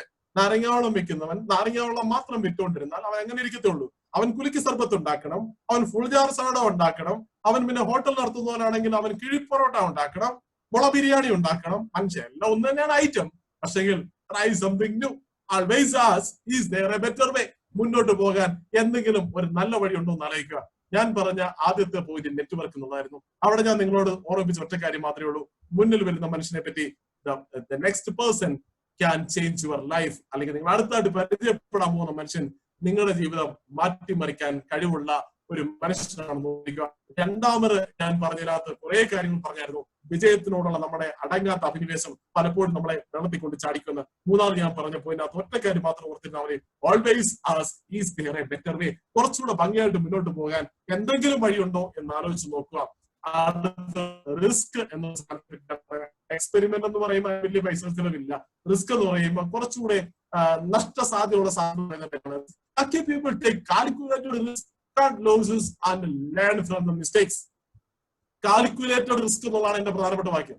ഇത് കഴിഞ്ഞിട്ട് പുറത്തോട്ട് പോകുമ്പോൾ നിങ്ങൾ അഡ്വക്കേറ്റ്സ് ആണെങ്കിലും പലതരത്തിലുള്ള ബിസിനസ്സിൽ നിങ്ങൾ ഇടപെടുന്നവരായിരിക്കും. അവിടെ ഒരിക്കലും എടുത്തു ചാടി വമ്പൻ റിസ്കുകളൊന്നും എടുക്കുന്നില്ല. അതിനെപ്പറ്റിയുള്ള കഥകളും ഞാൻ പറയുന്നില്ല.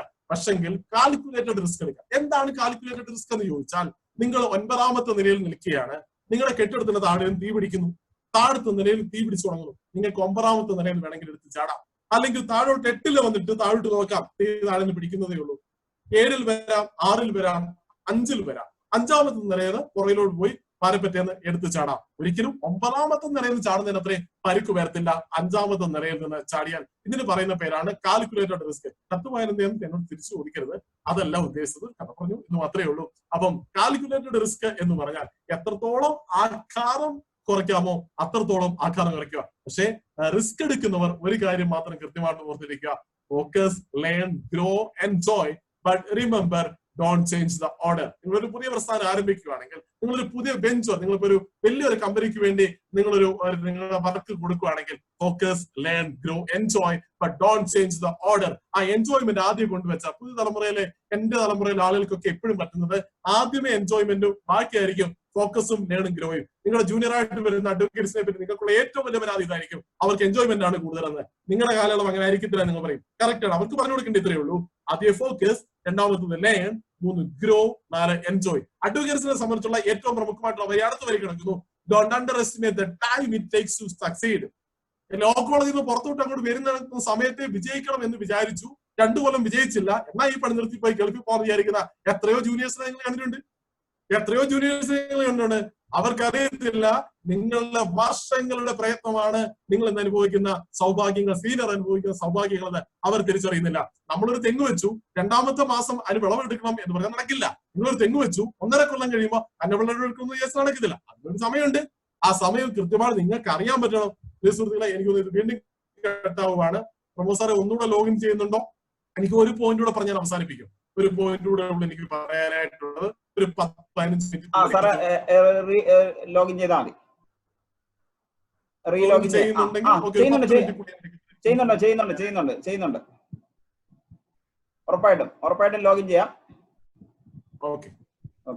അപ്പം വിജയിക്കാൻ എടുക്കുന്ന ഒരു സമയത്തെ പറ്റി ആർക്കും ഒരു അണ്ടർ എസ്റ്റിമേഷൻ വേണ്ട. പുതിയതായിട്ട് നിങ്ങളുടെ കൂടെ ചോദിച്ച നിങ്ങളുടെ മക്കളായിക്കോട്ടെ, അവരോട് പറയണം, വിജയിക്കാൻ എടുക്കുന്ന യഥാർത്ഥത്തിൽ ആർക്കും 2 പോയിന്റോട് പറഞ്ഞ് ഞാൻ അവസാനിപ്പിക്കും.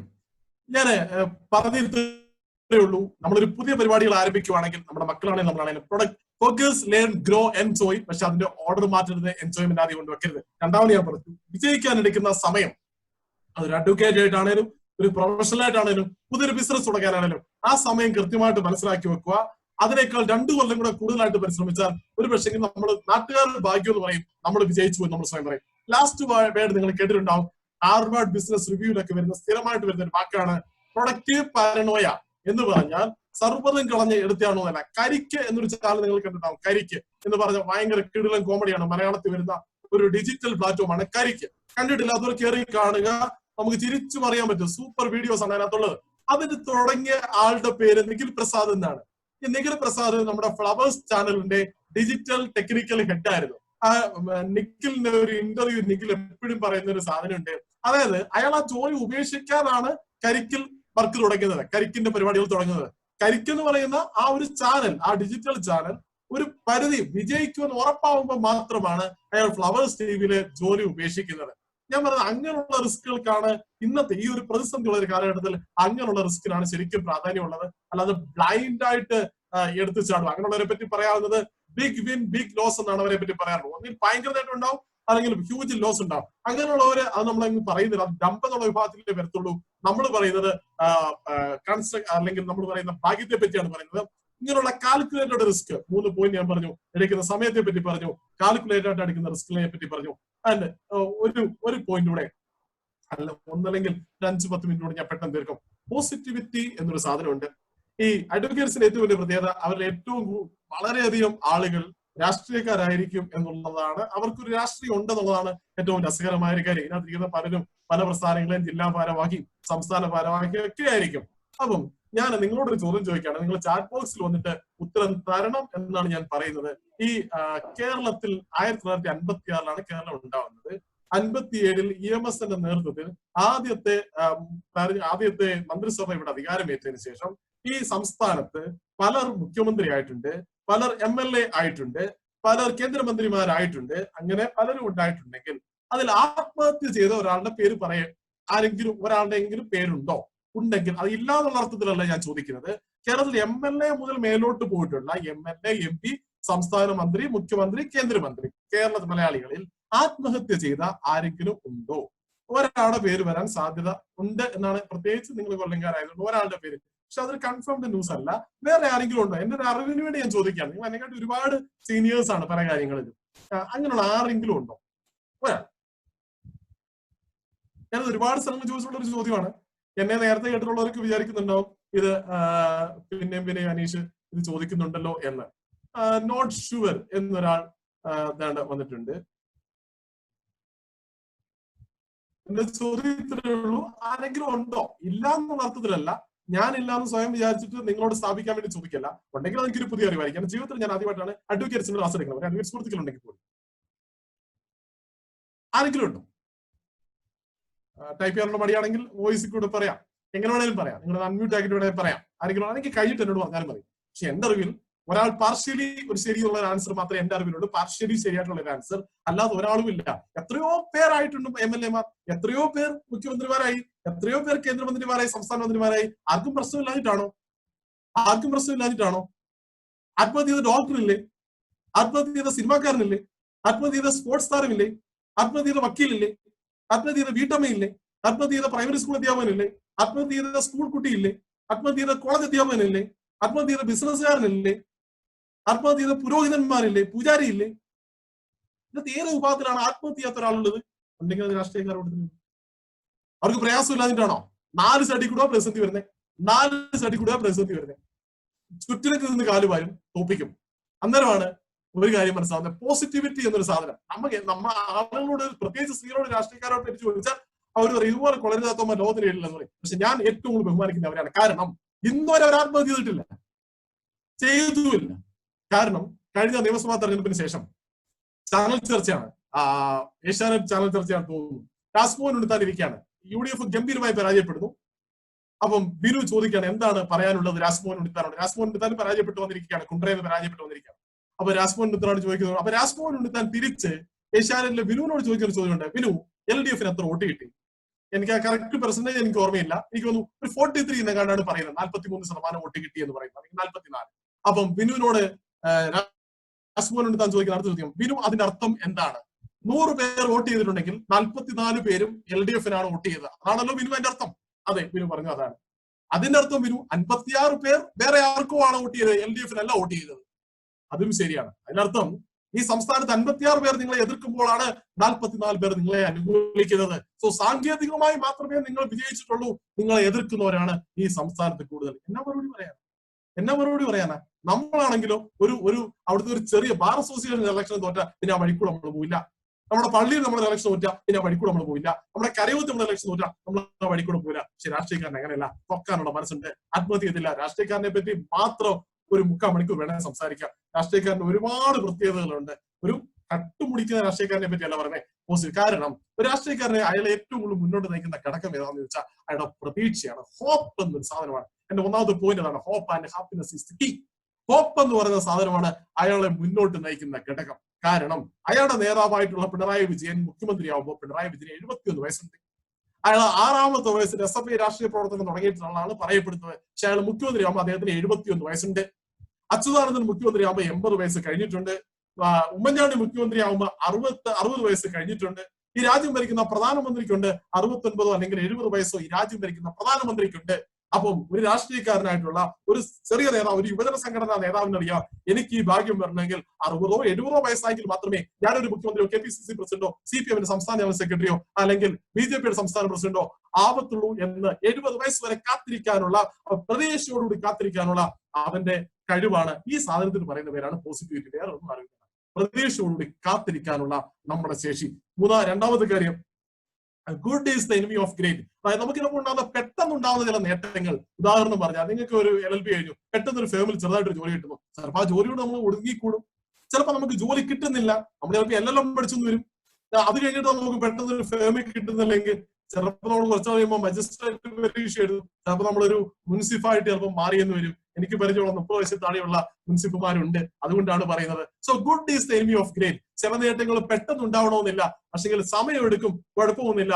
വലിയൊരു നേട്ടമായിരിക്കും നിങ്ങളെ കാത്തിരിക്കുന്നത് എന്നുള്ളതാണ് സത്യം. എന്നെ ഒറ്റ കാര്യം പറയുള്ളൂ പോസിറ്റിവിറ്റിയെ പറ്റി. എപ്പോഴും ഓർക്കുക, എന്ത് നഷ്ടപ്പെട്ടു എന്നല്ല ഓർക്കേണ്ടത്, എന്ത് ബാക്കിയുണ്ട് എന്നാണ് ഓർക്കുന്നത്. സ്റ്റീഫൻ ഹോക്കിംഗ് എന്ന ഒരാളെ പറ്റി നിങ്ങൾക്ക് അറിയാം. ബ്രീഫ് ഹിസ്റ്ററി ഓഫ് ടൈം എഴുതിയ സ്റ്റീഫൻ ഹോക്കിങ്ങിന് ആകപ്പാടെ ഈ ചെറുതായിട്ട് നാളങ്ങൾ ചെറുതായിട്ട് നനകത്തെ ഉള്ളായിരുന്നു. ശരീരം പൂർണ്ണമായിട്ട് ഇല്ലാതിരിക്കുകയാണ്. അയാൾ ആലോചിച്ചത് എനിക്കെന്ത് ബാക്കിയുണ്ടെന്നാണ്. EMS നമ്പൂതിരിപ്പാട് നല്ല വിക്കുണ്ടായിരുന്നു. അയാൾ വിചാരിച്ചത് ഞാൻ വിക്കനാണെന്നല്ല വിചാരിച്ചത്, എനിക്കെന്ത് ബാക്കിയുണ്ടെന്നാണ്. യുവരാജ് സിംഗിന് ക്യാൻസർ ഉണ്ട് എന്നല്ല യുവരാജ് സിംഗ് വിചാരിച്ചത്, ഞാൻ ബാക്കിയുണ്ടല്ലോ എന്നാണ് യുവരാജ് സിംഗ് വിചാരിച്ചത്. അരുണിമ സിൻഹ വിചാരിച്ചത് ഇടത്തേക്കാലെ കൂടെ ട്രെയിൻ കടന്നുപോയി എന്നല്ല, വലത്തേക്കാലുണ്ടല്ലോ, ആ വലത്തേക്കാൽ ഉപയോഗിച്ചിട്ട് എനിക്ക് എവറസ്റ്റ് കീഴടക്കാമല്ലോ എന്നാണ് അരുണിമ സിൻഹ വിചാരിച്ചത്. പ്രിയ സുഹൃത്തുക്കളെ, പ്രിയ സാറുമാരെ, ഒറ്റ കാര്യം പറയാനുള്ളൂ, എന്തെങ്കിലുമൊക്കെ നഷ്ടപ്പെട്ടിട്ടുണ്ടാകാം. പ്രിയപ്പെട്ടവർ നഷ്ടപ്പെട്ടിട്ടുണ്ടാകാം, ജോലി നഷ്ടപ്പെട്ടിട്ടുണ്ടാകാം, അല്ലെങ്കിൽ നമുക്ക് അപകടങ്ങൾ വന്നിട്ടുണ്ടാവാം, രോഗങ്ങൾ വന്നിട്ടുണ്ടാകാം. അവിടെ നിങ്ങളൊരു പോസിറ്റീവ് ആയിട്ടുള്ള മനുഷ്യനായിരിക്കാൻ ഒറ്റ കാര്യം പറയാനുള്ളൂ, എന്ത് നഷ്ടപ്പെട്ടു എന്നുള്ളതല്ല, എന്തെങ്കിലും ബാക്കിയുണ്ടോ, അല്പമെങ്കിലും ബാക്കിയുണ്ടോ എന്ന് ഓർക്കുക. ക്രിക്കറ്റിന്റെ ദൈവമായിട്ടുള്ള സച്ചിൻ ടെണ്ടുൽക്കർ ആദ്യത്തെ സെഞ്ചുറി നേടാൻ 4 കൊല്ലം അല്ലെങ്കിൽ 78ാമത്തെ മത്സരം വരെ കാത്തിരിക്കേണ്ടി വന്നു എന്നുള്ളത് ഓർക്കുക. 1989 ക്രിക്കറ്റിൽ വന്ന അദ്ദേഹം ആദ്യമായിട്ട് ഡബിൾ സെഞ്ചുറി നേടുന്നത് 2010 ഓർത്തിരിക്കുക. ഒരുപാട് സമയമെടുക്കും, നല്ല കാര്യങ്ങൾ സംഭവിക്കണമെങ്കിൽ ഒരുപാട് സമയമെടുക്കും. So stay positive, hope and happiness is the key. പക്ഷെ അവിടെ കീ വേർഡായിട്ട് എനിക്ക് പറയാനുള്ളത് എന്തില്ല എന്നുള്ളതല്ല, focus on what you have. എന്തുണ്ട്, എന്തെങ്കിലും ബാക്കിയുണ്ടോ, ഒരു കച്ചിത്തുരുമെങ്കിലും ബാക്കിയുണ്ടോ എന്ന ചിന്തയാണ് നമ്മളെ മുന്നോട്ട് നയിക്കുന്നത്. ഇവിടെ പറയാൻ ഞാൻ ഉദ്ദേശിക്കുന്ന ലാസ്റ്റ് പോയിന്റ് ഞാൻ എത്തി. Situation. Lucky people make the best out of bad situation. ഒരു രാഷ്ട്രീയം പറയുവാണെങ്കിൽ ഈ തിരുവനന്തപുരത്ത് വട്ടിയൂർക്കാവ് ഇലക്ഷനിൽ VK പ്രശാന്ത് എന്ന് പറയുന്ന തിരുവനന്തപുരത്ത് മേയർ ജയിച്ചിട്ടുണ്ടെങ്കിൽ, നമ്മളതായത് കോൺഗ്രസിന്റെ കുത്തക മണ്ഡലത്തിൽ VK പ്രശാന്ത് വിജയിച്ചിട്ടുണ്ട് എങ്കിൽ ഞാൻ ഈ പറഞ്ഞതാണ് എന്റെ കാരണം. Lucky people make the best out of bad situation. അതായത് നിലമ്പൂർ ഒരു വെള്ളപ്പൊക്കം ഉണ്ടായതാണ് VK പ്രശാന്ത് അവിടെ ജയിക്കാൻ പല കാരണങ്ങളുണ്ട്. പല കാരണങ്ങളുണ്ട്, സ്ഥാനാർത്ഥി എതിർ എല്ലാം ഘടകമാണ്. പക്ഷെ ഒരു ഘടകം, ആ നിലമ്പൂരിൽ വെള്ളപ്പൊക്കം ഉണ്ടായപ്പം ആ സിറ്റുവേഷനോടുള്ള അദ്ദേഹത്തിന്റെ പ്രതികരണമാകാം. ഇന്ന് കേരളത്തിൽ മുഖ്യമന്ത്രിയുടെ പ്രതിച്ഛായക്കകത്ത് മാറ്റങ്ങൾ ഉണ്ടായിട്ടുണ്ട് എങ്കിൽ the best out of bad situation. കേരളത്തിലെ ആരോഗ്യവകുപ്പ് മന്ത്രിയുടെ ഇമേജിൽ മാറ്റം ഉണ്ടായിട്ടുണ്ടെങ്കിൽ the best out of bad situation. So every adversity comes with an opportunity. Every adversity adversity comes with an opportunity. Narendra Modi ചായക്കാരനാണ് അല്ലെങ്കിൽ പണ്ട് ചായ വിറ്റ് നടന്ന ആളാണെന്ന് പറഞ്ഞപ്പോ അവർ ചർച്ച നടത്തി. ചായ് പേ ചർച്ച എന്ന് പറയുന്ന ഒരു ക്യാമ്പയിൻ 2014 കൊണ്ടുവന്നപ്പോൾ എതിരാളികൾക്കൊന്നും മിണ്ടാനില്ലായിരുന്നു. ആ ഇലക്ഷൻ അവർ വിജയിക്കുകയാണ്. Every adversity comes with an opportunity. ഇത് ഒരുപാട് സ്റ്റോറീസ് പറയാനുണ്ട്, പക്ഷെ എനിക്ക് നിർത്തേണ്ടതോടെ ഞാൻ പറയുന്നില്ല. ബട്ട് രണ്ടാമത്തെ പോയിന്റ് ആണ്, not getting what you want is sometimes a wonderful stroke of luck. ചിലപ്പോൾ നിങ്ങൾ ഉദ്ദേശിക്കുന്ന ഒരു സാധനം നടന്നു എന്ന് വരില്ല, ചിലപ്പോൾ അത് ഭാഗ്യമായിട്ട് വരാം. ഈ രാമേശ്വരത്ത് ജനിച്ചു വളർന്ന ഒരു ചെറുപ്പക്കാരൻ, ആ ചെറുപ്പക്കാരന്റെ ഏറ്റവും വലിയ ആഗ്രഹം ഇന്ത്യൻ എയർഫോഴ്സിൽ പൈലറ്റ് ആവുക എന്നുള്ളതാണ് ആഗ്രഹം. ഇന്ത്യൻ എയർഫോഴ്സിൽ അദ്ദേഹം അപ്ലൈ ചെയ്തു. ഇന്ത്യൻ എയർഫോഴ്സിൽ അപ്ലൈ ചെയ്തപ്പോൾ 25 പേർ അപ്ലൈ ചെയ്യാനായിട്ടുണ്ടായിരുന്നു. അദ്ദേഹത്തിന്റെ റാങ്ക് 9ാമത്തെ റാങ്ക് ആൾക്ക് കിട്ടി, പക്ഷെ 8 പേരെ എടുത്തുള്ളൂ. എന്നാ നിർഭാഗ്യം. 25 പേർ അപ്ലൈ ചെയ്തു, 9ാമത്തെ റാങ്ക് കിട്ടി. നല്ല റാങ്കാണ് 25-9, പക്ഷെ 8 പേരെ എടുത്തു, 9ാമത്തെ ആളെ എടുത്തില്ല. ആകെ നിരാശനായി. അന്നേരം അയാൾ വേറെ ജോലിക്ക് അപ്ലൈ ചെയ്തിട്ടുണ്ടായിരുന്നു. DTDP എന്ന് പറയുന്നിട്ടുള്ള ഡിഫൻസ് മിനിസ്റ്ററുടെ കീഴിലുള്ള DTDP അല്ലെങ്കിൽ directorate of technical development and production എന്ന് പറയുന്ന ഒരു സ്ഥാപനത്തിൽ ജോലിക്ക് അപ്ലൈ ചെയ്തിട്ടുണ്ടായിരുന്നു. പിന്നീട് നിവർത്തിയില്ലാഞ്ഞിട്ട് ആ പൈലറ്റ് മോഹം ഉള്ളിൽ ഇങ്ങനെ ഒളിപ്പിച്ചു വെച്ച് കരഞ്ഞ കണ്ണുകളുമായിട്ട് അയാൾ DTDP ജോയിൻ ചെയ്തു. ആ DTDPയിൽ നിന്ന് പ്രൊമോഷൻ കിട്ടി അയാൾ ഇന്ത്യയുടെ മിസൈൽ മാനായിട്ട് മാറി. അയാൾ പൊക്രാനിൽ ആണവ സ്ഫോടനം നടത്തി. അയാൾ ഇന്ത്യയുടെ പ്രസിഡന്റായി. അയാൾ ഇന്ന് നിങ്ങളുടെ എന്റെ ഹൃദയത്തിൽ ജീവിക്കുന്നു. അദ്ദേഹത്തിന്റെ പേരാണ് APJ അബ്ദുൽ കലാം. അയാൾക്ക് 8ാമത്തെ സ്ഥാനത്ത് 7ാമത്തെ റാങ്ക് ആയിരുന്നെങ്കിൽ ഒരു പക്ഷേ നിങ്ങൾക്കും എനിക്കറിയാവുന്ന APJ അബ്ദുൽ കലാം ഉണ്ടാവത്തില്ലായിരുന്നു. ചിലപ്പോൾ കൂടി വന്നാൽ അയാൾ എയർഫോഴ്സിലെ മേധാവി ആയാലും അതിനപ്പുറത്തൊന്നും ഉണ്ടാവത്തില്ലായിരുന്നു. So sometimes the missing opportunity may bring the happiness. ഇത് not getting what you want is sometimes a wonderful stroke of luck എന്ന് പറഞ്ഞത് വേറെ ആരുമല്ല, സാക്ഷാൽ ടിബറ്റിന്റെ ആത്മീയ നേതാവായിട്ടുള്ള ദലൈലാമ പറഞ്ഞ ഡയലോഗാണ്. Not getting what you want is sometimes a wonderful stroke of luck. ചിലപ്പോൾ നമ്മൾ ആഗ്രഹിച്ചത് കിട്ടിയില്ല എന്നുള്ള നമ്മുടെ നിരാശകൾ ചിലപ്പോൾ വലിയൊരു ഭാഗ്യത്തിലേക്ക് വഴിമാറാം. ആ ഭാഗ്യത്തിന്റെ ഏറ്റവും ജീവിച്ചിരിക്കുന്ന എക്സാമ്പിൾ ആണ് നിങ്ങളുടെയും എന്റെയും ഹൃദയത്തിൽ സൂക്ഷിക്കുന്ന സാക്ഷാൽ APJ Abdul Kalam. It is not the situation. It is not the problem of the situation. It is a reaction. ആ സാഹചര്യത്തോടുള്ള നമ്മുടെ പ്രതികരണം എങ്ങനെയായിരുന്നു എന്നുള്ളതാണ് ഇവിടുത്തെ ഏറ്റവും പ്രസക്തമായ കാര്യം. പ്ലേഗിൽ നിന്ന് രക്ഷപ്പെടാൻ ഷിംലയിൽ ഒരു ഹോട്ടലിൽ ജോലിക്ക് പോയി പതുക്കെ ആ ഹോട്ടലിന് ഉടമയായിട്ട് മാറിയ ആളാണ് ഇന്ന് ഇന്ത്യയിലെ ഏറ്റവും രണ്ടാമത്തെ നേതാവായിട്ട് അല്ലെങ്കിൽ ഹോട്ടൽ ഇൻഡസ്ട്രിയിൽ 2ാമത്തെ സ്ഥാനം അലങ്കരിക്കുന്ന ഒബിറോയ് എന്ന് പറയുന്ന ഒരാൾ. ആ ഒബിറോയ് ഹോട്ടലിന്റെ ഉടമ മോഹൻ സിംഗ് ഒബിറോയ്. ബാംഗ്ലൂരിൽ നിന്ന് ഹൈദരാബാദിലേക്ക് വണ്ടി കയറാൻ നിന്ന 2 ചെറുപ്പക്കാർക്ക് കല്ലട മാതിരിയുള്ള ബസ് കിട്ടിയില്ല. എത്ര ബസിന്റെ കേന്ദ്രങ്ങളിൽ പോയിട്ട് അന്വേഷിച്ചിട്ടും അവർക്ക് കിട്ടിയില്ല. ആ ചെറുപ്പക്കാരൻ ഫാനിന്ദ്ര സാമ എന്ന് പറയുന്ന ചെറുപ്പക്കാരൻ തിരിച്ചു വന്നപ്പോൾ ഒരു ആപ്പ് ഡെവലപ്പ് ചെയ്തു. ആ ആപ്പിന്റെ പേരാണ് റെഡ് ബസ് ആപ്പ് എന്നാണ് ആ ആപ്പിന്റെ പേര്. ആ ആപ്പ് ഇന്ന് 144 മില്യൺ രൂപയ്ക്കാണ് വേറൊരു കമ്പനിക്ക് വിറ്റത്. നിങ്ങൾക്കോ എനിക്ക് എത്രയോ തവണ ബസ് കിട്ടാതിരുന്നിട്ടുണ്ട്, എത്രയോ തവണ ട്രെയിൻ കിട്ടാതിരുന്നിട്ടുണ്ട്. നമ്മളും അങ്ങനെ ഒരു ബാഡ് സിറ്റുവേഷനിലൂടെ കടന്നു പ്രാഗിയിട്ടുണ്ട്, അലച്ചിട്ടുണ്ട്. പക്ഷെങ്കിൽ ആ ചെറുപ്പക്കാർക്ക് ഇതേ സിറ്റുവേഷൻ ഉണ്ടായപ്പം അവർ വിചാരിച്ചു it is not the situation, it is reaction. അവർ അതിനോട് പ്രതികരിച്ചത് എങ്ങനെയാണെന്ന് ചോദിച്ചാൽ വളരെ സിമ്പിൾ ആയിട്ട് പ്രതികരിച്ചു. ഒരു ആപ്പ് ഉണ്ടാക്കി, എല്ലാ ബസ്സിനെയും ഒരു പ്ലാറ്റ്ഫോമിൽ കൊണ്ടുവരുന്ന ആപ്പ് ഉണ്ടാക്കി. ആ ആപ്പ് ഇന്ന് കോടികൾ വിലമതിക്കുന്ന റെഡ് ബസ് എന്ന് പറയുന്ന ആപ്പിലേക്ക് ആക്കി. It is not the situation, it is a reaction. So ഞാൻ അവസാനിപ്പിക്കുകയാണ്. ലക്കിനെ പറ്റി പറഞ്ഞ കുറെ പോയിന്റ്സിലുണ്ട്. ഈ സിസ്റ്റർ കിടക്കുന്ന എല്ലാ പോയിന്റ്സും അതിനകത്ത് റെലവെന്റ് ആയിട്ടുള്ള പോയിന്റ്സ് ആണ്. അതിനെപ്പറ്റി സംസാരിക്കാൻ നേരമില്ല. ഞാനിവിടെ അവസാനിപ്പിക്കുകയാണ്. ഒരു ചോദ്യം ചോദിച്ച് അവസാനിപ്പിക്കുകയാണ്. 3 monkeys sitting on a tree. One decided to jump into the pond. How many monkeys left there on the tree? 3 കുരങ്ങന്മാർ ഒരു മരത്തിൽ ഇരിക്കുന്നു. ഒരു കുരങ്ങൻ എടുത്തു ചാടാൻ തീരുമാനിച്ചു. എത്ര കുരങ്ങന്മാർ അവിടെ ബാക്കിയുണ്ട്? 3 monkeys sitting on a tree. One decided to jump into the pond. How many monkeys left there on the tree? ഏതാണ് ശരി ഉത്തരം? 3 കുരങ്ങന്മാർ മരത്തിലിരിക്കുന്നു. ഒരെണ്ണം ചാടാൻ തീരുമാനിച്ചു. എത്ര കുരങ്ങന്മാർ ബാക്കിയുണ്ട്? ഇതിനകത്ത് ആൻസർ വരുന്നുണ്ട്. നോബഡി എന്നൊക്കെ ആൻസർ വരുന്നുണ്ട്. ശരി ഉത്തരം 3 എന്നുള്ളത് വേണമെങ്കിൽ പറയാം. കാരണം ചാടാൻ തീരുമാനിച്ചതേ ഉള്ളൂ, ചാടിയില്ല. ഡിസൈഡഡ്. അങ്ങനെ നമ്മൾ തീരുമാനിച്ച എല്ലാ കാര്യങ്ങളും കൃത്യമായിട്ട് നടപ്പാക്കിയായിരുന്നെങ്കിൽ നമ്മളൊക്കെ ആരായി മാറിയത്? അതുകൊണ്ട് ഈ വെബിനാറുകളിൽ 10 ദിവസങ്ങളായിട്ട് നിങ്ങൾ കേൾക്കുന്ന ഒരുപാട് കാര്യങ്ങൾ ഉണ്ടാകാം. ആ കാര്യങ്ങൾ ചെയ്യണം എന്നുള്ള തീരുമാനമല്ല, ആദ്യത്തെ സ്റ്റെപ്പാണ്. ടൂറിസ്റ്റ് ബിസിനസ് കേൾക്കുന്ന പോലെ the journey of 1000 miles start with a single step. വീടിന് പുറത്തോട്ടൊന്ന് ഇറങ്ങുക എന്നുള്ളതാണ് ഒരു ഓട്ടത്തിനുള്ള ആദ്യത്തെ നടപടി എന്ന് പറയുന്നത്. സോ തീരുമാനം എടുത്താൽ മാത്രം പോരാ, കൃത്യമായിട്ട് നടപ്പിലാക്കുകയും കൂടി ചെയ്യണം. ഈ ബാക്കി എടുക്കുന്ന പോയിന്റ്സ് നമുക്ക് വേറെ ഏതെങ്കിലും അവസരത്തിൽ കാണാം. എനിക്ക് അവസരം തന്ന പ്രിയപ്പെട്ട പ്രമോദ് സാറിനുള്ള നന്ദി പറയുന്നു. എല്ലാവരോടും എന്നെ കേട്ടിരുന്ന എനിക്ക് ഏറ്റവും സന്തോഷം. മൂന്നാമത് ലോഗിൻ ചെയ്തപ്പോൾ 25 പേരുണ്ടായിരുന്നു. ആദ്യം 28 പേരായിരുന്നു. മൂന്നാമത് ലോഗിൻ ചെയ്തപ്പോൾ 25 പേരുണ്ടായിരുന്നു എന്നുള്ളത് ഈ പ്രതികൂലമായ കാലാവസ്ഥയിൽ പല സ്ഥലങ്ങളിൽ ഇടിയൊക്കെ ഉണ്ടായിരുന്നപ്പോഴും അതൊക്കെ ഇല്ലാതെ എന്നെ ഒന്ന് കേൾക്കാൻ കാണിച്ച മനസ്സിലുള്ള നന്ദി പറയുന്നു. If you are happy tell others, if you are unhappy tell me. Thank you so much. Bye bye.